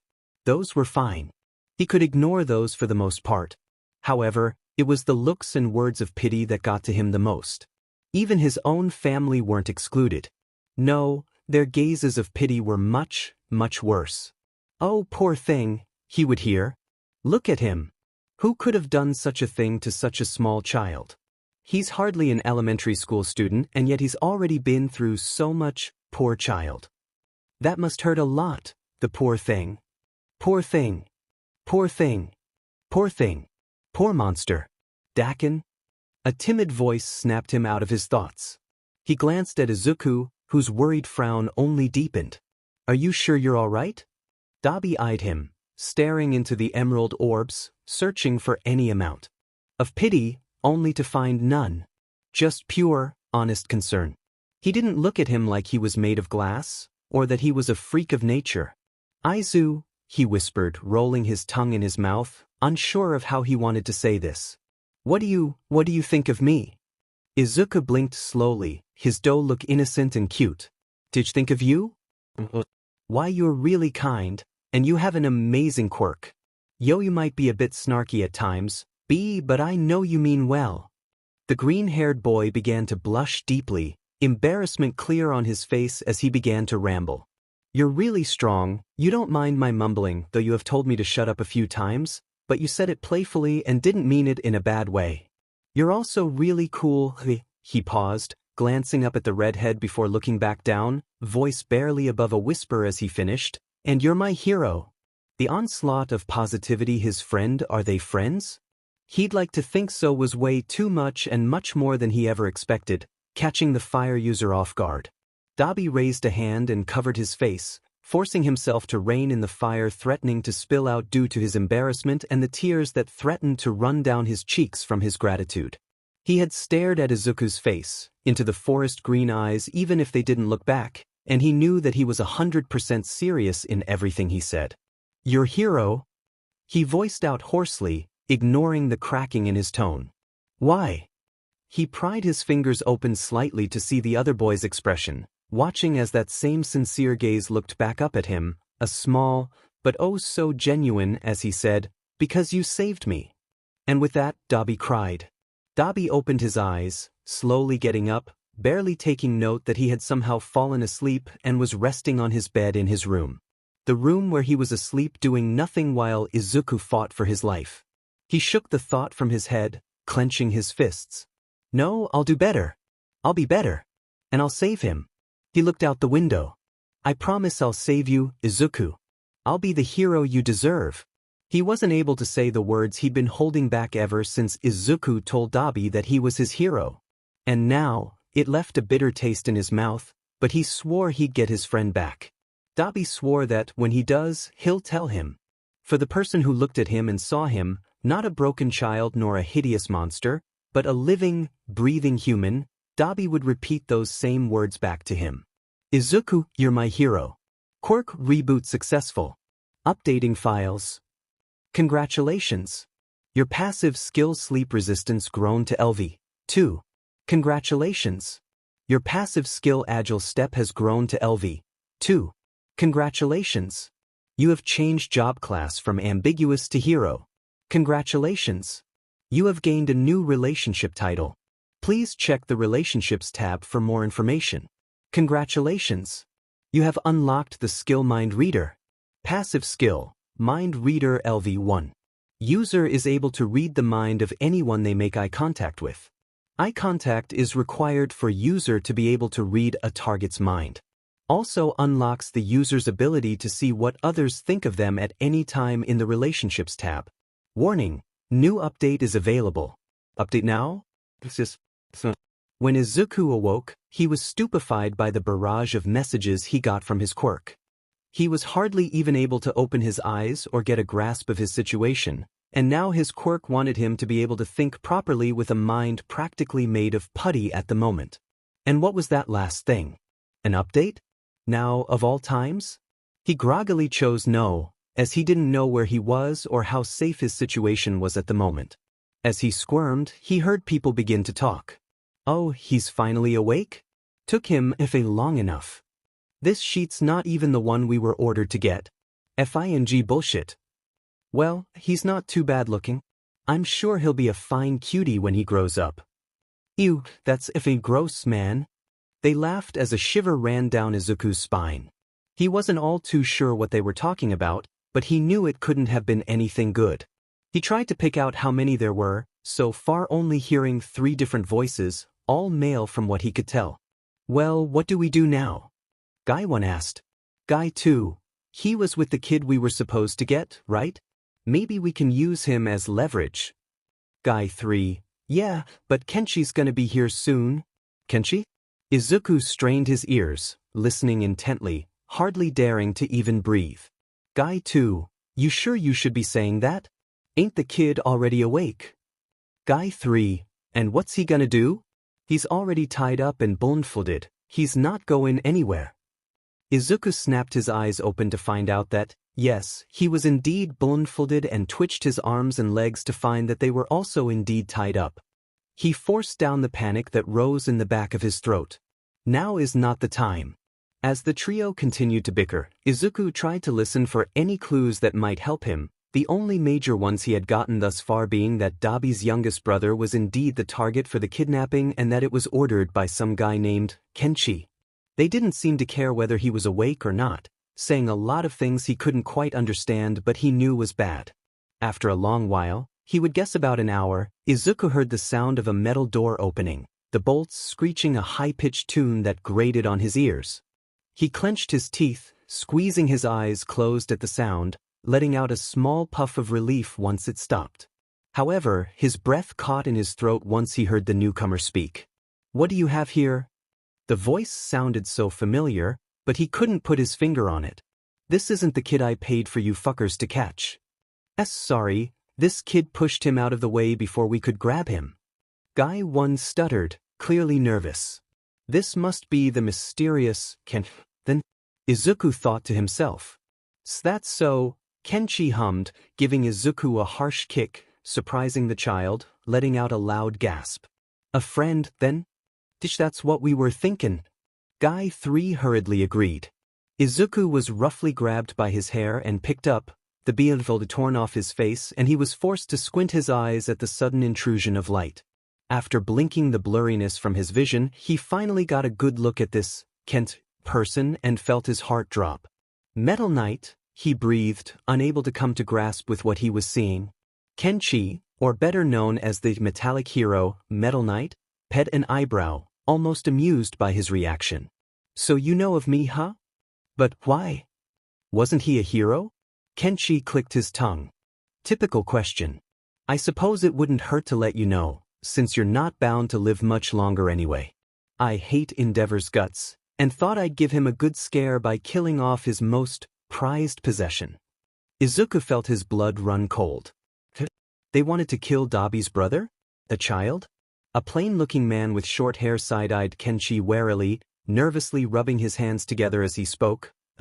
Kenshi, shouldn't we deal with the kid, like, now? The sooner the better, right? Kenshi gave a non-committal hum, staring blankly at Izuku, and Izuku did his best to suppress a shiver, red eyes staring into panicked green. After a few moments, the hero smirked, causing Izuku to tremble slightly. You know what? I think I have a better idea. And that would be? Guy 2 prompted.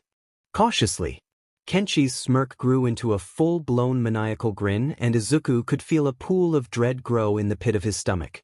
Lately, I've been feeling sort of pent up from doing such a thankless job all the time. I need a little pick-me-up, you know what I'm saying? Guy 1 blanches. He's a child. Not in that way, you fucking does. Kenshi snapped. At least not yet. I'm not into pedophilia either. I just need a good punching bag, and I've got the perfect candidate right here. Izuku couldn't fully understand the conversation going on, but once he heard punching bag, he instantly froze, knowing full well what was going to happen. He stared, wide-eyed, as Kenshi smiled at him, a look he might have once found gentle now terrifying.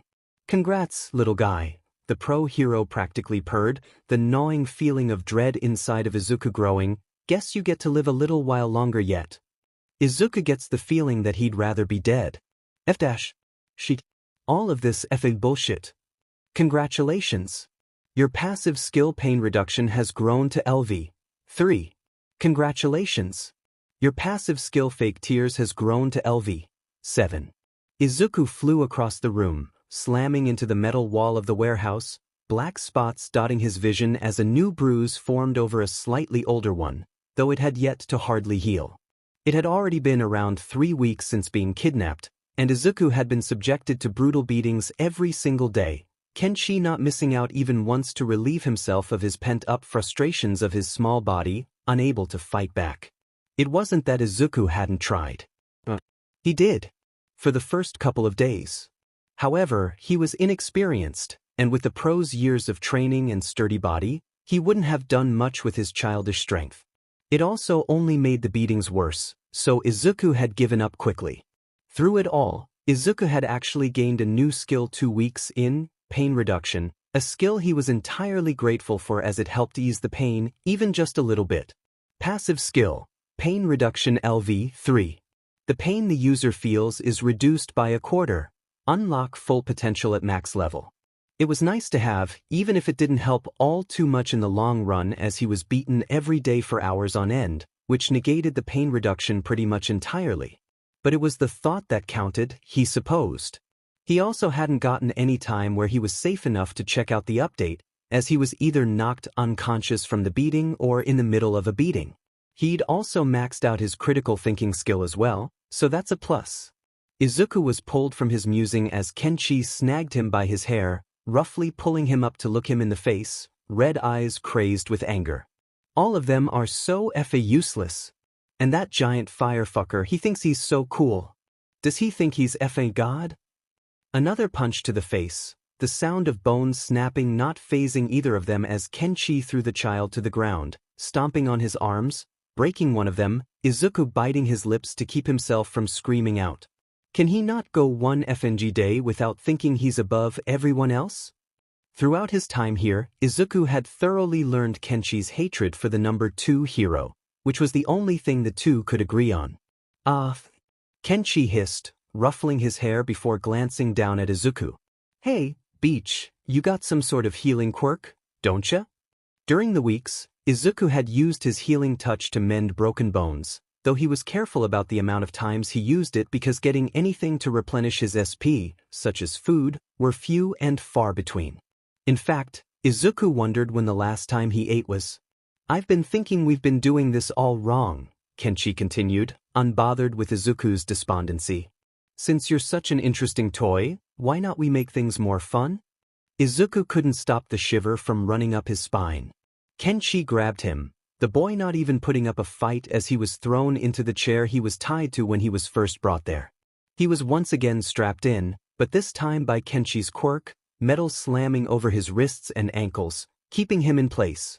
You know, the pro began, slowly circling him. By now, you'd think there would be heroes searching up and down for your location. A kidnapping case, and one taken near a pro hero's house of all places? Normally that'd call for at least some sort of commotion. But do you know what? Izuku didn't answer him. Nobody's looking for you. Those words, they hurt. Kenshi noticed his flinched and grinned, seemingly happy to finally get a response out of the boy. It's crazy, right? No news outlet speaking out for you, no wanted posters. I still don't even know your name. And you know what that tells me? Izuku began to tremble, tears threatening to spill out once more. You're worthless. Nobody's looking for you because no one cares. That's not true. Izuku finally broke, voice hoarse from weeks of disuse. Kenshi sneered at him. Not true? Then tell me, boy, why no hero has come to your rescue. You've been missing for 3 weeks. You'd at least hear some commotion if people actually cared where you were.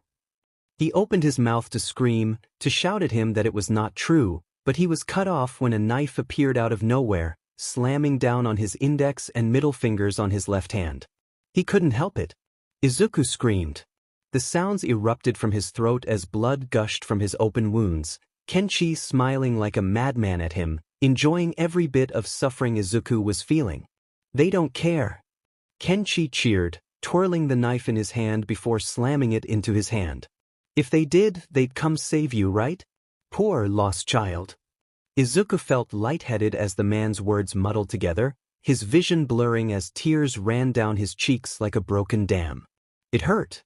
It hurt, it hurt, it hurt. You deserve it, you know? Kenshi continued.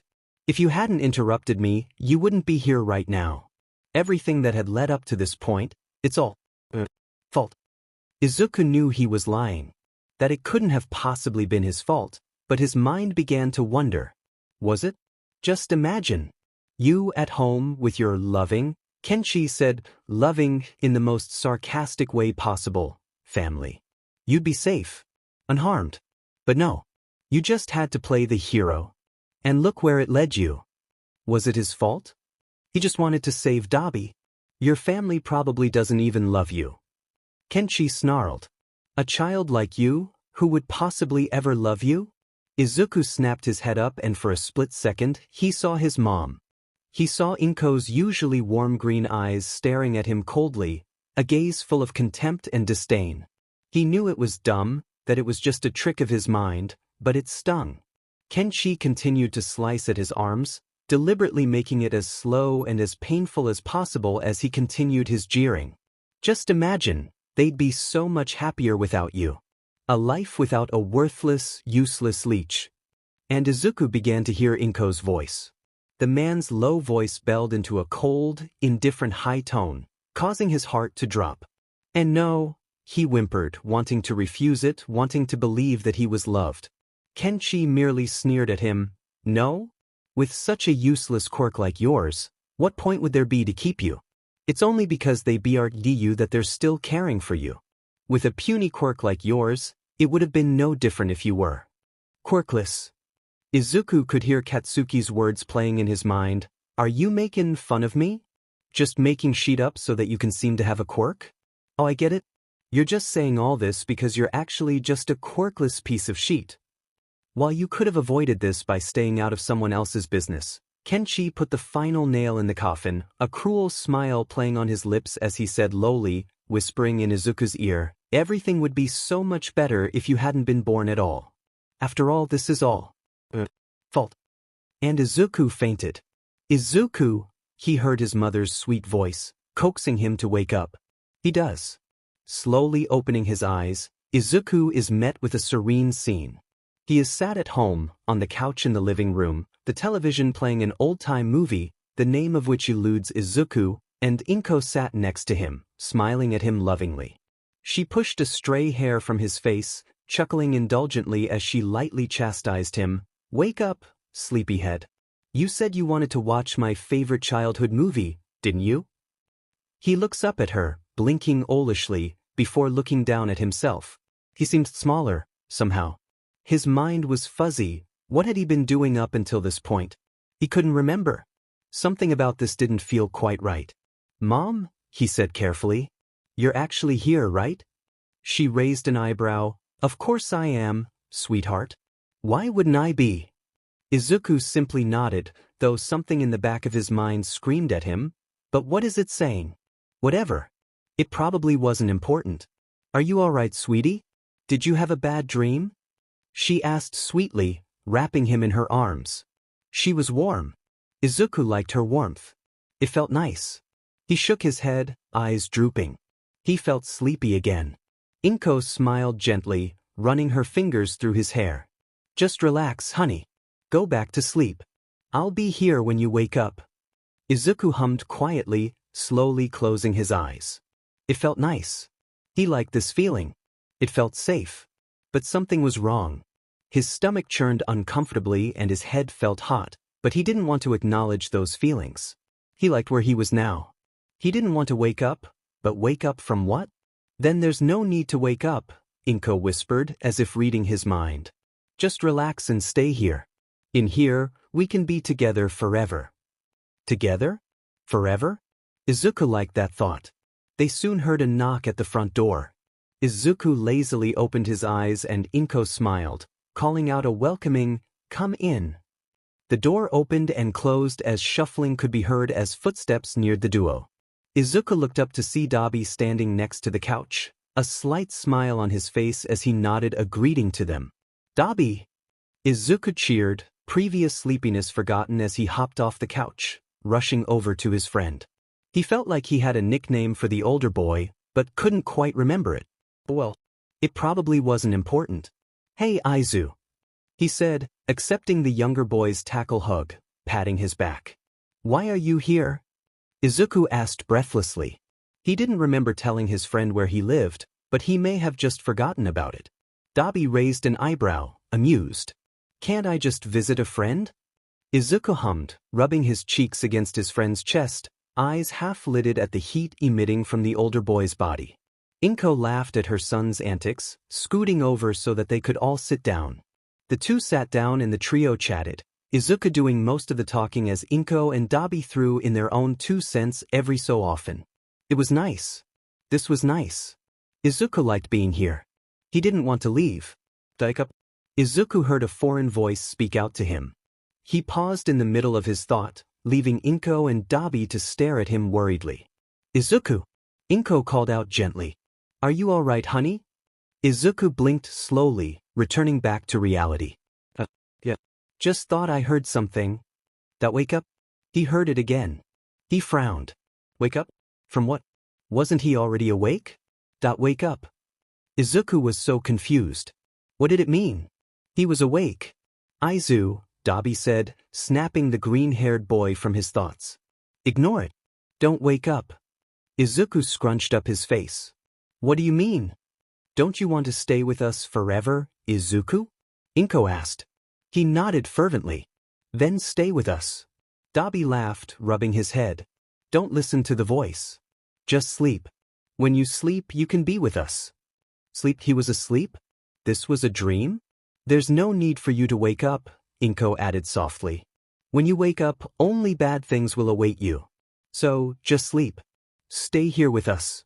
Bad things? He didn't like bad things. He wanted to be here, where it was warm, where it was safe. "Okay," he nodded. Wake up. Ignore it, Aizu. Wake up. Listen to us, Izuku. Wake up. Don't leave us, Izuku. Wake up. Izuku. Izuku woke up with a start. He blinked rapidly, breathing heavily, as he frantically looked around. Kenshi stared at him with an annoyed expression. "FNG finally. It's no fun torturing you if you're effing asleep." Izuku blinked slowly, waiting for his heart to slow down. His mind was still muddled, and it took a few moments to remember what exactly was going on. That's right. Kenshi had been pulling his nails from his fingers one by one, forcing him to heal himself, then repeating it for a few hours. Izuku ended up passing out after a while, from exhaustion or otherwise he couldn't exactly tell. It's been 6 years since his initial kidnapping. Izuku was now 10 years old and he has long forgotten what it was like to not feel pain. It was only thanks to his quirk that he was still alive, and he'd learned a lot of useful things about it his most likely wouldn't have otherwise. For example, if his intestines were ripped from his body, he wouldn't necessarily die so long as he was quick enough to heal himself. The same for most of his organs, actually. Thanks to that little detail, Kenshi had actually began to sell his organs on the black market. Izuku wasn't sure how he felt about that. On one hand, he was actually somewhat happy that he could possibly be helping someone, but on the other, it hurt. It really hurt. Limbs also regrew, but there wasn't much point in selling those, according to Kenshi, so anytime he lost a limb it was just because Kenshi wanted to hurt him. Izuku had finally gotten the update his quirk had been insisting on since his kidnapping, having had gotten 2 days to himself at some point and sleeping through one after accepting the update so that his quirk could implement the new features. Because of that, Izuku could now upgrade any skills he manages to max out into newer, better ones. It's not too hard to figure out which skill he'd gotten maxed out first. "Don't ignore me when I'm talking to you." Kenshi spat, stabbing a scalpel into his left eye. Izuku barely even flinched, having grown too used to the torture at this point. He was certain Kenshi knew this as well, but still insisted on finding new ways to torture him, only adding up more immunities for the 10-year-old boy, such as pouring acid into his ears and watching with manic glee as it ate away at his brain as his quirk worked overtime with the healing skill to combat it, or injecting him with rat poison and laughing as he coughed up blood and parts of his stomach. He'd even been subjected to a gas that forced him to stay awake for days, The only thing keeping him sane was his quirk gaining a skill that increased his immunity to insanity. But he knew he was still affected by it. So, Izuku dreamed. In his dreams, he would be safe, with his mother and Dabi, the only two people he could vividly remember because he would constantly always look back on all the warm memories they shared. They were the only reason he hadn't completely broken yet. Them and one other. After around 4 years of being locked up, Izuku had stumbled across a kitten who had somehow made its way into the warehouse. Izuku ignored it at first, assuming the animal would simply leave after a while. However, it never did. Of course, it never stayed, but each and every day, always after Kenshi had left, the kitten would sneak into the warehouse and spend a few hours with Izuku before leaving once again. And how could Izuku not grow attached to something so lovable? The kitten was his only beacon of light in this literal hellhole, a appealing tortoiseshell female with sky-blue eyes. At least he assumed they were. He hadn't seen the sky for a long, long time. Of course, Izuku wasn't aware that the cat's eyes were an unusual color for such a breed, but even if he knew, he wouldn't have cared. He even gave her a name, Dapple.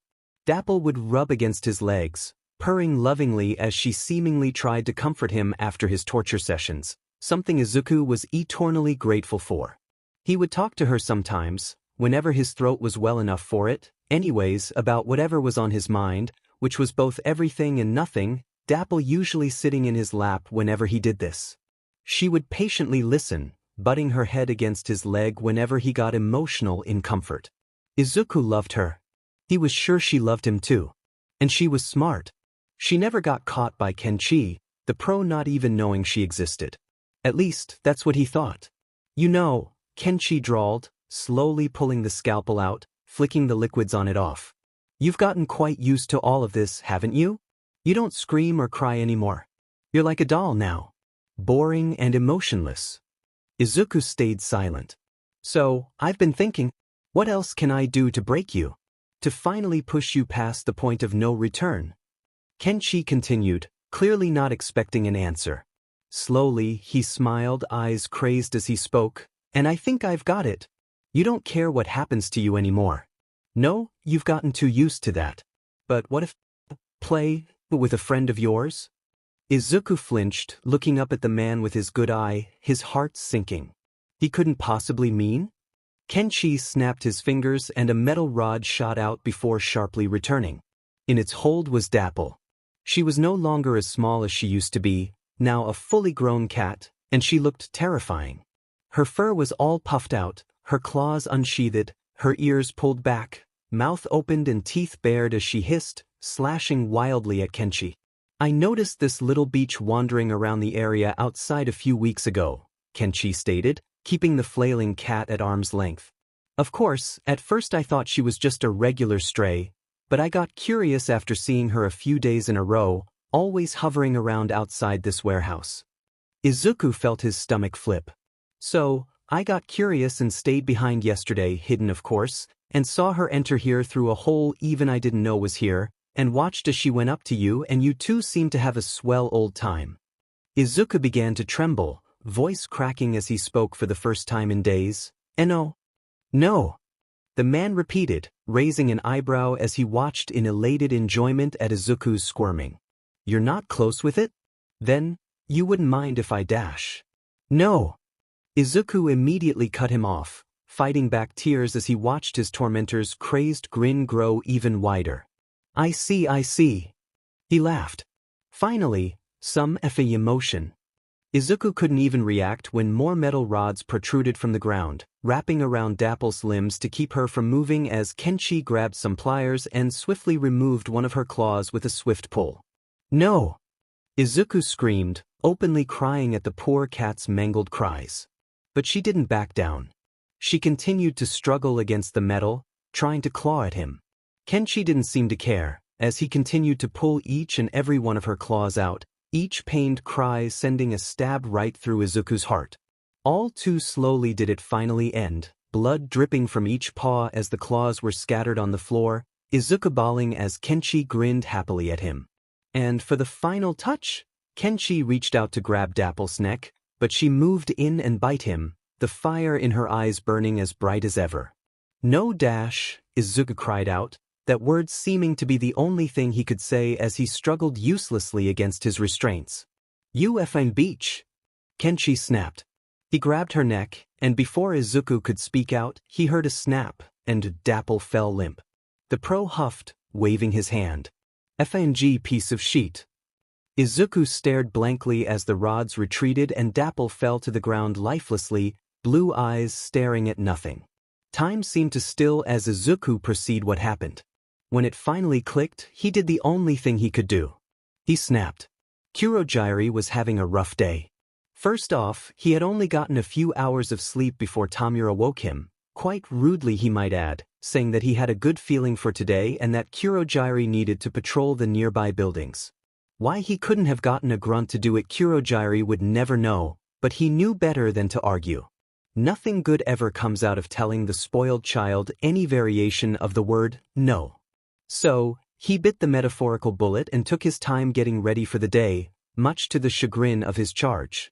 Not that he particularly cared at the moment. Who wakes someone up at 4 in the morning to basically tell them you thought you were going to have a good day?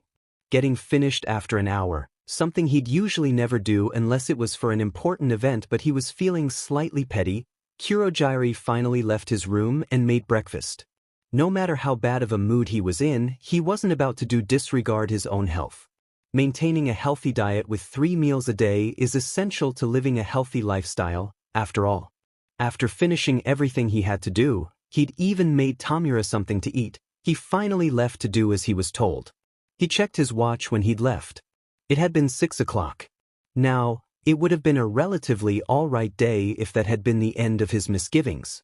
However, the world just seemed to hate him today. Not only did Tamura constantly continue to pester him every few minutes with text messages and phone calls, but he had also run into low-time villains causing a ruckus, causing him to miss one of Tamura's phone calls and thus making the teen even angrier at him. Add on to the fact that he didn't even get to see the friendly feline he'd met a few times in the past few weeks when out on a walk or going out for groceries, and Kurogyari could safely say that today just wasn't his day. He was just about ready to call it quits when he noticed a foul stench wafting from a nearby warehouse. He paused, golden slits flicking over to the building, curiosity piqued. It has been a couple of hours since he left the base, having walked a fair bit away, now just outside their territory, so he didn't have any obligation nor permission to enter a place so shady and most likely owned such as that. However, he couldn't help but wanting to take a little peek. It wouldn't hurt, right? Reasoning with himself that it would be fine with just a quick look, Kurogyari made his way over, the smell of iron and bile almost knocking him off his feet. What in the world could have happened here? Adjusting himself to the overwhelming odor, Kurogyari finally made it to the front entrance and pushed open the metal door, slightly surprised to find it unlocked. Peeking inside, he froze, the scene in front of him shocking him. Inside the warehouse was fairly standard, crates lining the walls and a few barrels here and there. However, there was a metal chair sat in the middle of the room, and sitting atop it was none other than the former pro-hero Metal Knight. The reason for the former part was because, well, Metal Knight was dead. And it didn't seem like a simple death, either. Skin peeled off haphazardly, boils and bruises littering the few parts of intact skin not rolling off the body. His jaw was ripped open, hanging loosely from a thin piece of skin, the tongue lolling out awkwardly, half of it missing and nowhere to be seen. The hero also had an eye hanging from its socket and the other one pushed it and beaten into a puddle of goop. Golden slits traveled down from the face, which looked like it had been brutally beaten with a meat tenderizer, to the body. And, unexpectedly, the pro's body was not exempt from the brutalization either. Limbs twisted in unnatural ways, bones protruding from multiple places, a few fingers looking like they had been chewed off and the rest bent inwards and in different angles. Blood had pooled all around the chair and only a few droplets dripped from the body, so presumably pretty much all of the blood had been thoroughly drained. The sight was quite gruesome and would definitely give an unsuspecting passersby quite the heart attack. However, Kurogyari was nothing if not an experienced villain already immune to such scenery. All of that was faring unsurprising. What did surprise him, however, was the other person inside. Stood in front of the corpse was a child who looked to be no older than 6, shoulders shaking as he breathed, eyes wide and crazed, a feral smile curled on his lips and face and body completely coated in blood. Green eyes snapped up to the mist villain as soon as he'd opened the door, and Kurogyari would be lying if he said he didn't feel a small shiver run down his spine at the ecstatic lunacy on the child's face. Seeing as he was caught and pretending to not know what was going on probably wouldn't cut it, Kurogyari entered the building, calmly closing the door behind him. His gaze flickered over to another body he hadn't noticed before, the familiar black and brown coat of fur causing his heart to ache faintly, shaking his head slightly. He quite liked that cat. "Who are you?" the boy asked, childish voice completely out of place in such a horrific scene. Kurogyari noted that his voice was quite hoarse, as if he hadn't talked at inn for a few days, something he was very familiar with since he was acquainted with Tamura. "Pardon the intrusion, I was just taking a walk when I happened to notice the smell coming from this place," he replied politely, not wanting to upset the adrenaline-high child. "Might I ask what happened?" The child began, glancing between Metal Knight and Kurogyari before settling his gaze on his blood-soaked hands. "I killed him. At first, when I hurt him, I felt sick. I wanted to throw up. But he hurt her, and when I thought of that, He paused, swallowing thickly as he tried to tame the shakiness creeping into his tone. After the first few hits, it felt good. It felt good to listen to him scream, to listen to him beg for forgiveness. It felt good to inflict the same pain he inflicted on me on her." Kurogyari wasn't aware of who it was, but seeing as how the only other being in this room was the corpse of the cat, he could vaguely guess who the child was talking about. "And I just couldn't stop." His lips curled into a crazed, broken smile, and Kurogyari felt a shiver run up his spine as the child's shaky gaze brushed over towards him. Ripping of each of his nails one by one, peeling off his skin with a potato peeler, gutting out his insides and healing him just to do it all over again. At the beginning, I was disgusted with myself, but now, tears ran down the boy's cheeks as he hiccuped. "Now I feel alive. I feel so good and He broke off, but Kurogyari understood his implications.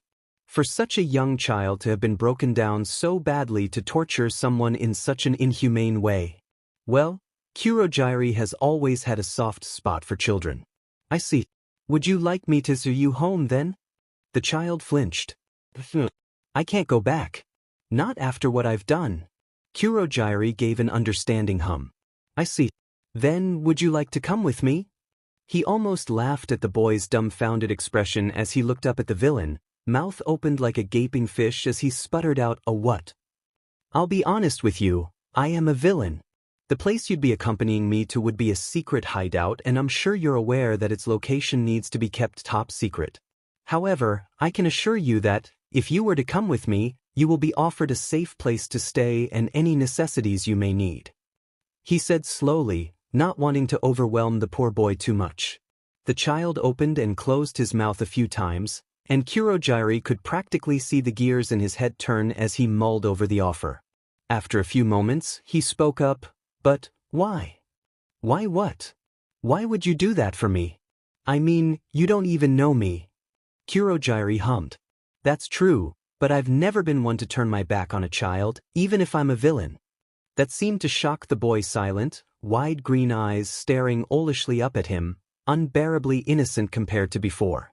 They reminded Kurogyari too much of a puppy's innocent stare, and he couldn't help but feel his heart soften because of it. He was about to speak again when the boy finally replied, albeit a bit quieter than before. "Okay." Kurogyari was pleasantly surprised that the boy agreed to it so quickly, but that must mean he didn't have too many options to fall back on. Instead of questioning it, he merely nodded. "All right. My name is Kurogyari, and you are?" The child blushed and stammered, looking way too cute to be covered in blood and having just murdered a pro-hero.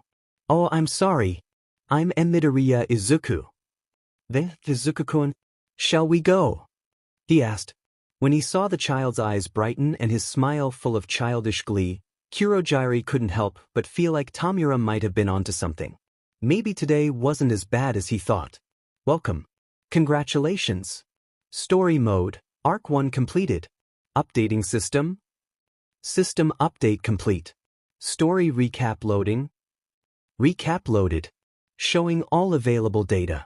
X menu. Profile. Customize persona. Other options. Close. X profile. Midoriya Izuku. Level 16. Quirk. Game of life. Health 5, 125/5, 125. Stamina 800 of 800. Job. EXP 11/5, 120. 13. And 36. Def 30. Dex 13. Int 17. Chug 12. Wis 14. Will 23. Xinfo. Welcome to the Game of Life quirk. This section will explain the basic fundamentals of this quirk. Everything else will have to be experienced. To start things off, you and everything else has a level, or LV, which is how strong that person or object is. Depending on the LV, the health points HP and stamina points SP will increase. Inanimate objects do not have SP. If your or another person's HP reaches 0, then you will pass out in order to regain it. However, if you are to be attacked while in that state and your HP falls back to 0, you will die. There is no way to revive anyone else or yourself when that happens. SP will be consumed when you use your skills and is your stamina in general. If you are to fall to 0 SP, then you will be unable to move until you regain 1/3 of it back. There are ways to regain SP if you are running low, such as sleeping, which will restore both your HP and SP back to full, or eating, which will partially restore your HP and or SP depending on the item. Moving on from HP and SP are your skills. You have two sets of skills, passive and active. Passive skills are skills that are always active and are unable to be turned off. These usually come with status effects or increase your attribute points AP that will be touched upon later. Active skills are skills that you have to manually activate and will consume SP. Both sets of skills have LV'd at S and increase the more you use them, which each use, you gain 1 experience point EXP. You currently have 2 passive and active skills. Please go to the passive skills and active skills pages to learn more about them. Lastly is your AP. Your AP includes the 10 main attributes that everyone has: Strength SR, Endurance END, Defense DEF, Dexterity DEX, Intelligence INT, Charisma C, Wisdom WS, Willpower Will, Perception PAR, and Luck LU. Because you were born with this quirk, you are given 10 AP to add to whichever stat you wish to. With each LV you gain, you will gain 1 AP to add to your preferred attribute. However, there are certain things you are able to do to increase a certain attribute, such as reading for INT, training for STR and END, and so on. LU, however, does not have any way to train it. If you wish to know your exact AP status, then please go to the profile page for more information. With that, you are now able to use Game of Life as adequately as you can. Good luck. Close menu. X passive skills. Active skills.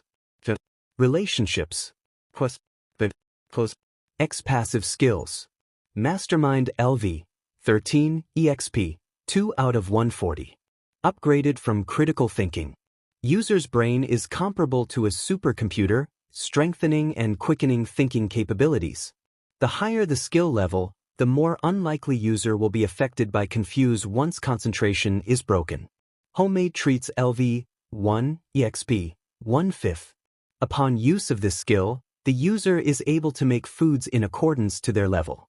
Anything that is over their level will require the use of SP depending on the dish. Anything made with this skill will immediately give the receiver either plus 10 to 50 RP, FP or LP depending on the intention behind the gift. Angelic Smile LV 4 EXP 8 of 20.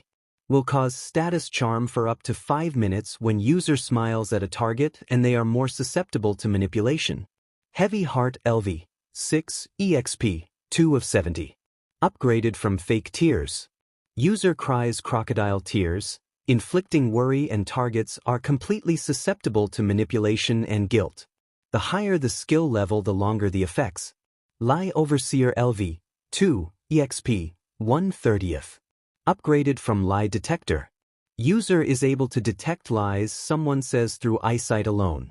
The higher the skill level, the faster the skill is. Innocent Eyes LV, 4, EXP, 3 of 20. Upon looking into the user's eyes, people will be put under a sense of security and be more at ease with the user. Will be more susceptible to manipulation. Sleep Immunity LV, 9, EXP, 31 out of 100. Upgraded from Sleep Resistance. When user is introduced to sleep-inducing situations, user takes longer to fall asleep. The higher the skill level, the longer it takes. Agile Step LV, 2, EXP, 1/10. User is faster and has better reflexes, unlock full potential at max level. Mind Reader LV, 1, EXP, 2 out of 5. User is able to read the mind of anyone they make eye contact with. Eye contact is required for user to be able to read a target's mind. Also unlocks the user's ability to see what others think of them at any time in the Relationships tab. Fear Immunity LV, 15, EXP, 140 for 160. Upgraded from Fear Resistance. User's resistance to fear status is increased by half. Pain Immunity LV, 12, EXP, 101 out of 130. Upgraded from Pain Reduction. The pain the user feels is reduced by half. Thirst Immunity LV, 13, EXP, 100 out of 140. Upgraded from Thirst Resistance. User is able to last 3 months without water. Hunger Immunity LV, 10, EXP, 82 out of 110. Upgraded from Hunger Reduction. User is able to last 3 months without food. Horror's Howl LV, 8, EXP, 7 of 90. Upgraded from Horror Resistance. User is less likely to be inflicted with insanity upon seeing/experiencing a gruesome scene. The higher the skill level, the better the effect. Theater Mask LV, 11, EXP, 73 of 120. Upgraded from Hidden Emotions. User dulls their ability to feel emotions by half. Iron Will LV, 3, EXP, 14 of 40. Upgraded from Strong Will. User is more resistant to manipulation, worry, and guilt. The higher the skill level, the stronger the effect. Poison Immunity LV, 1, EXP, 5/20. Upgraded from Poison Resistance. User's resistance to poison status is increased by half. Fire Immunity LV, 1, EXP, 1/20. Upgraded from Fire Resistance. User's resistance to burn status is increased by half. Stun Immunity LV, 1, EXP January 20th. Upgraded from Stun Resistance. User's resistance to stun status is increased by half. Plead LV, 2, EXP, 1/30th. Special Skill. User's voice becomes more tender and soft, causing any target to be inflicted with manipulation for up to 3 minutes. Kindred Spirit LV, 5, EXP, 3/25. User is able to understand animals' thoughts/wants/needs through body language. X-Active Skills. Sweeping Kick LV, 3, EXP, 10/15. This move allows the user to duck low and swiftly knock their opponents off their feet, causing stun for up to 5 seconds, deals 15 damage, uses 5 SP. Power Kick LV, 2, EXP, 7 out of 10. This move allows the user to deliver a powerful kick to the opponent, deals 25 damage, uses 10 SP. Silver Tongue LV, 4, EXP, 12/20. When in use, targets will be under manipulation for 5 minutes and believe everything the user says and follow any commands, uses 3 SP. Angel's Touch LV, 19, EXP, 170 out of 200. Upgraded from Healing Touch. Upon use, target will regain 3/4 of the amount of their max health and will be infected with auto-recovery for 3 minutes. Only works if the user is in physical contact with target, uses 50 SP. Quirk Boost LV, 7, EXP, 1/35. Upon use, target will get a boost to their quirk and double the amount of power/usage for 5 minutes, uses 3 SP. Third Eye LV, 2, EXP, 5 out of 10. Upon use of the skill, all of the user's sense will be expanded and sight and hearing can be used to up to 50 feet from user's location, uses 10 SP every 30 seconds. Quick/LV, 3, EXP, 10/15. User moves quickly to slash at the target, deals 10 damage, uses 5 SP. Stun Punch LV, 2, EXP, 7 out of 10. User delivers a quick punch to the target. Has a chance to cause stun, deals 5 damage, uses 2 SP. Meat Grinder LV, 2, EXP, 11/30.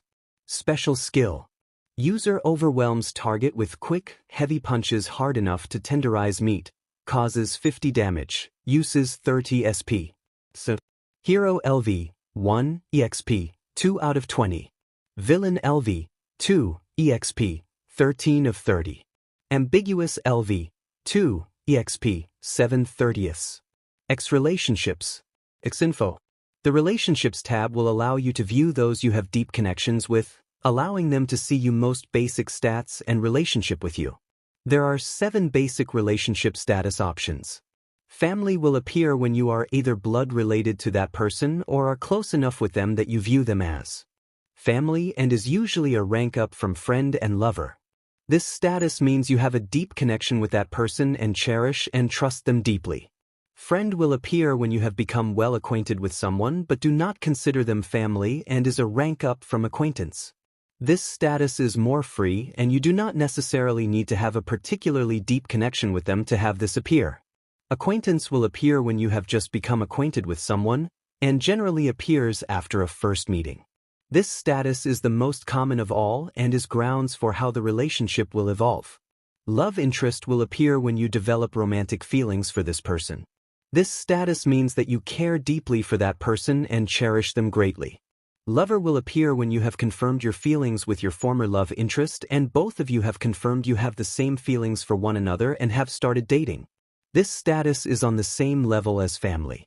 Enemy will appear when you view someone as a potential threat or do not get along with someone on any level.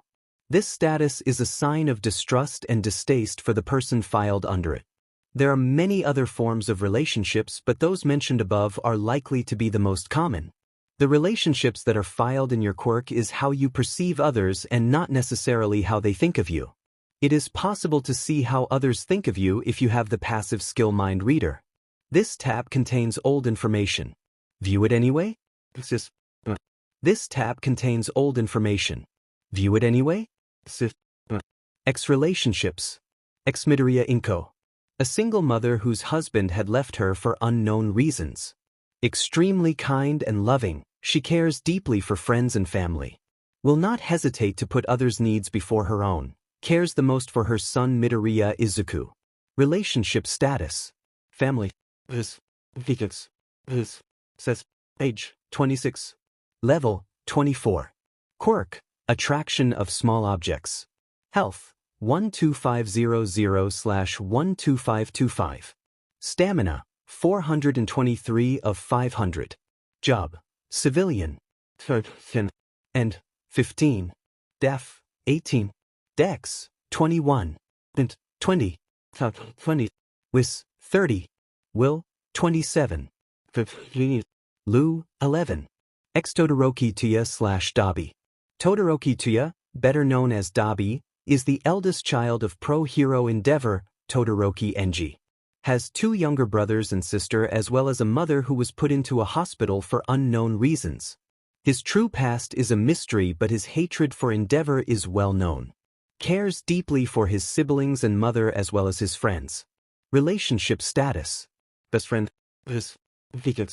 LP, 51 out of 100. Says. Age, 7. Level, 11. Quirk. Cremation. Health, 725/1, 500. Stamina, 200 of 375. Job, ambiguous. Estur, 24. And, 28. Def, 29. Dex, 19. Int, 20. Cha, 18. Wis, 10. Will, 22. Ex-Bakugu Katsuki.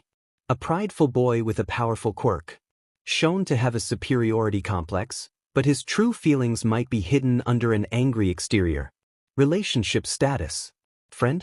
RP, 89 out of 100. FP, 63 out of 100. LP, 0 out of 100. Says. Information is locked. Please obtain the relationship friend to view. Information in Relationships tab is outdated. Please interact with each person in it to renew it. Thank you. There are no quests currently available. X other options. Sound 100 out of 100. FOV 100 out of 100. Background noise 100 out of 100. Vision 100 of 100. Touch 100 out of 100. Taste 100 out of 100.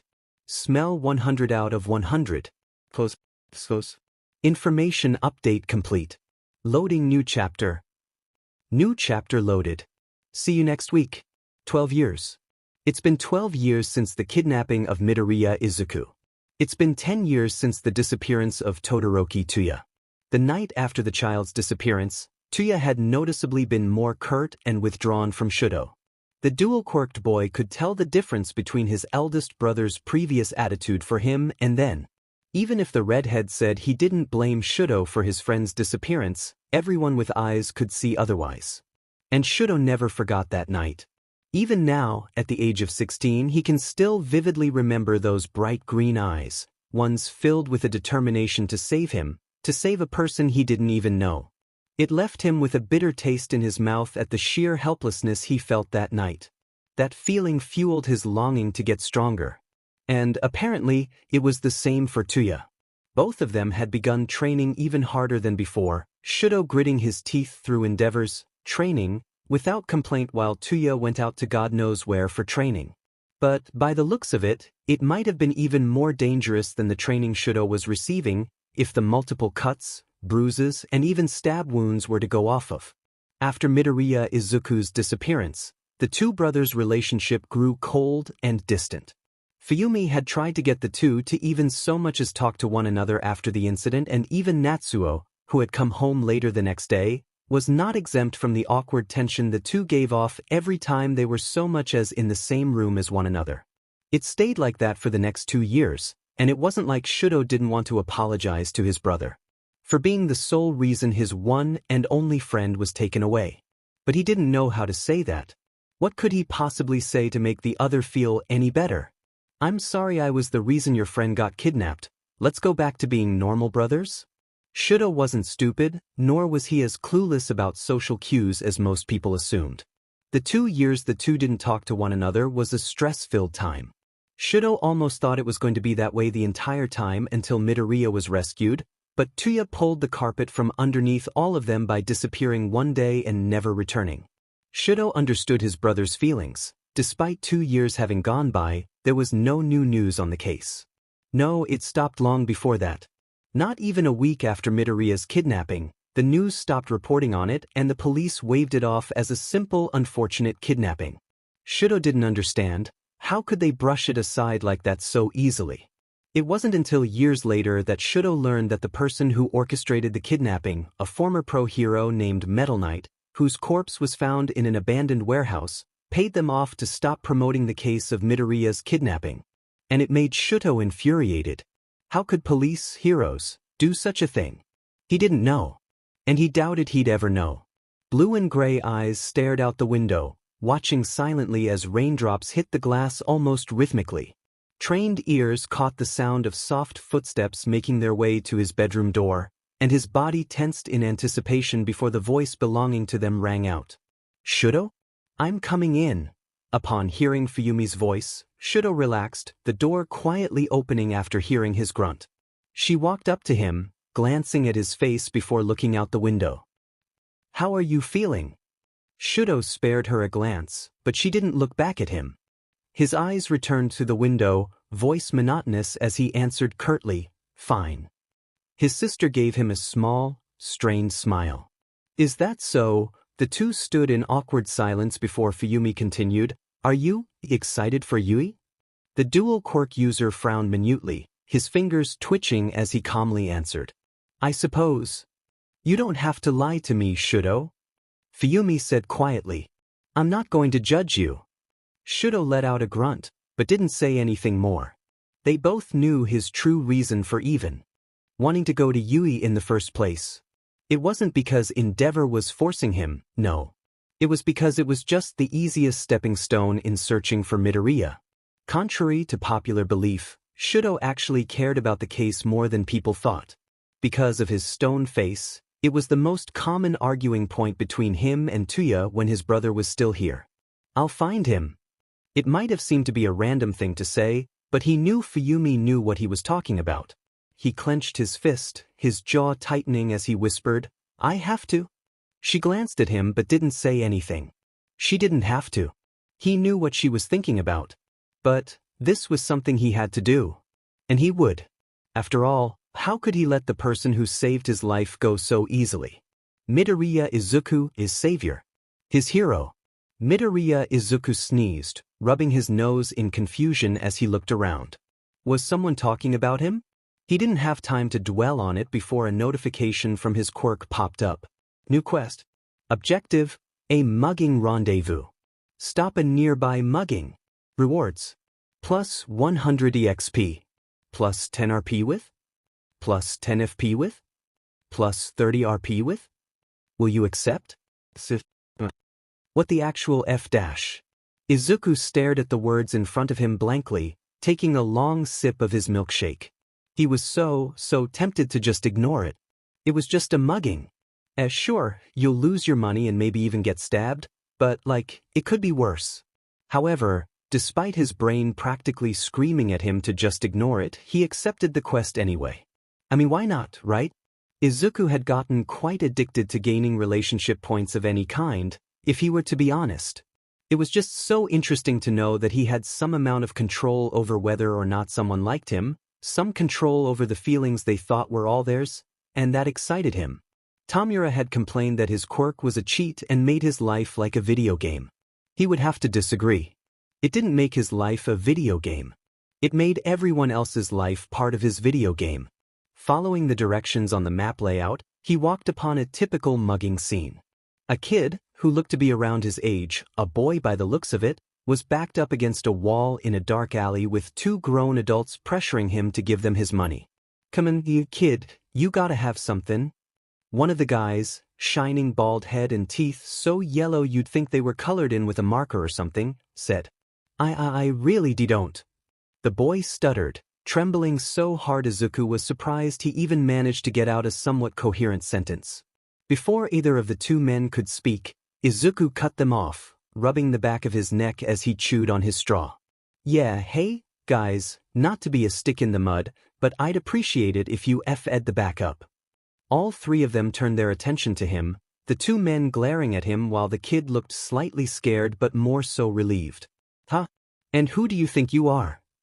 "Your dad," Izuku said, not missing a beat. "And I'm severely disappointed in you, Masaru. What would your mother think if she knew what you were doing?" The taller of the two men paled, eyes widening in horror. How did you know my name?" Izuku shrugged. "That's for me to know and you to never find out. Now F off, Yamasaki Masaru and Hada Kuru." The two men looked as pale as snow when he said their full names. Even the kid looked horrified. As they should be. "An information quirk?" The short man said, trying and failing to keep the tremble out of his voice. "Huh? Trying to scare us away. Quite the bluff, don't you think?" Izuku eyed him for a moment before sighing. He waved his hand and a play button appeared on each of the men. "What are you?" Izuku didn't let them finish before pausing both buttons, causing both men to stop in their exact position. The boy blinked rapidly, looking at the two would-be muggers and Izuku, opening and closing his mouth, unable to say anything, looking like a fish. The green-haired boy didn't bother to explain anything and just knocked both men out. He wiped his hands off. "All right, I guess I'll just tie them up or something. You can drag them to the police station or throw them in front of a truck or something, I don't f***ing care." He turned around to leave but was stopped by the other boy grabbing his hand, yelling out a panicked, "Wait!" Izuku turned to look at him. Hair a golden blonde with a black streak like a small lightning bolt splayed across some of his bangs. Golden eyes stared into green, gratitude shining clearly in them. "Thanks, man. I don't know what I would have done without you. I'm Kaminari Denki, what's your name? Congratulations. You have completed the quest A Mugging Rendezvous. Rewards. Plus 100 EXP. Plus 10 RP with Kaminari Denki. plus 10 FP with Kaminari Denki, plus 30 RP with Yagi Tashinori. Izuku raised an eyebrow, sipping his shake. Yagi Tashinori, huh? None of your business. He ripped his arm from the boy's grasp and walked off, frowning when he heard the sound of air being sucked from the cup. He was out already? Kaminari shouted out, wait, are you applying to Yui at least? You could totally become an awesome but hero. Izuku forced down a shiver that threatened to arise when he heard the word hero, but he gave the other a small wave of affirmation. The blonde didn't try to stop him after that, but instead beamed and said to himself once Izuku was out of earshot, oh, I'm going to friend the F out of that guy. Player bonus, a burning passion. Thanks to the heroic actions and mysterious attitude of Midoriya Izuku, Kaminari Denki has taken an interest and is determined to become friends. Player bonus rewards. Plus 20 FP with Kaminari Denki. Plus 30 RP with Kaminari Denki. Plus 10 LP with Kaminari Denki. Player bonus, an interesting child.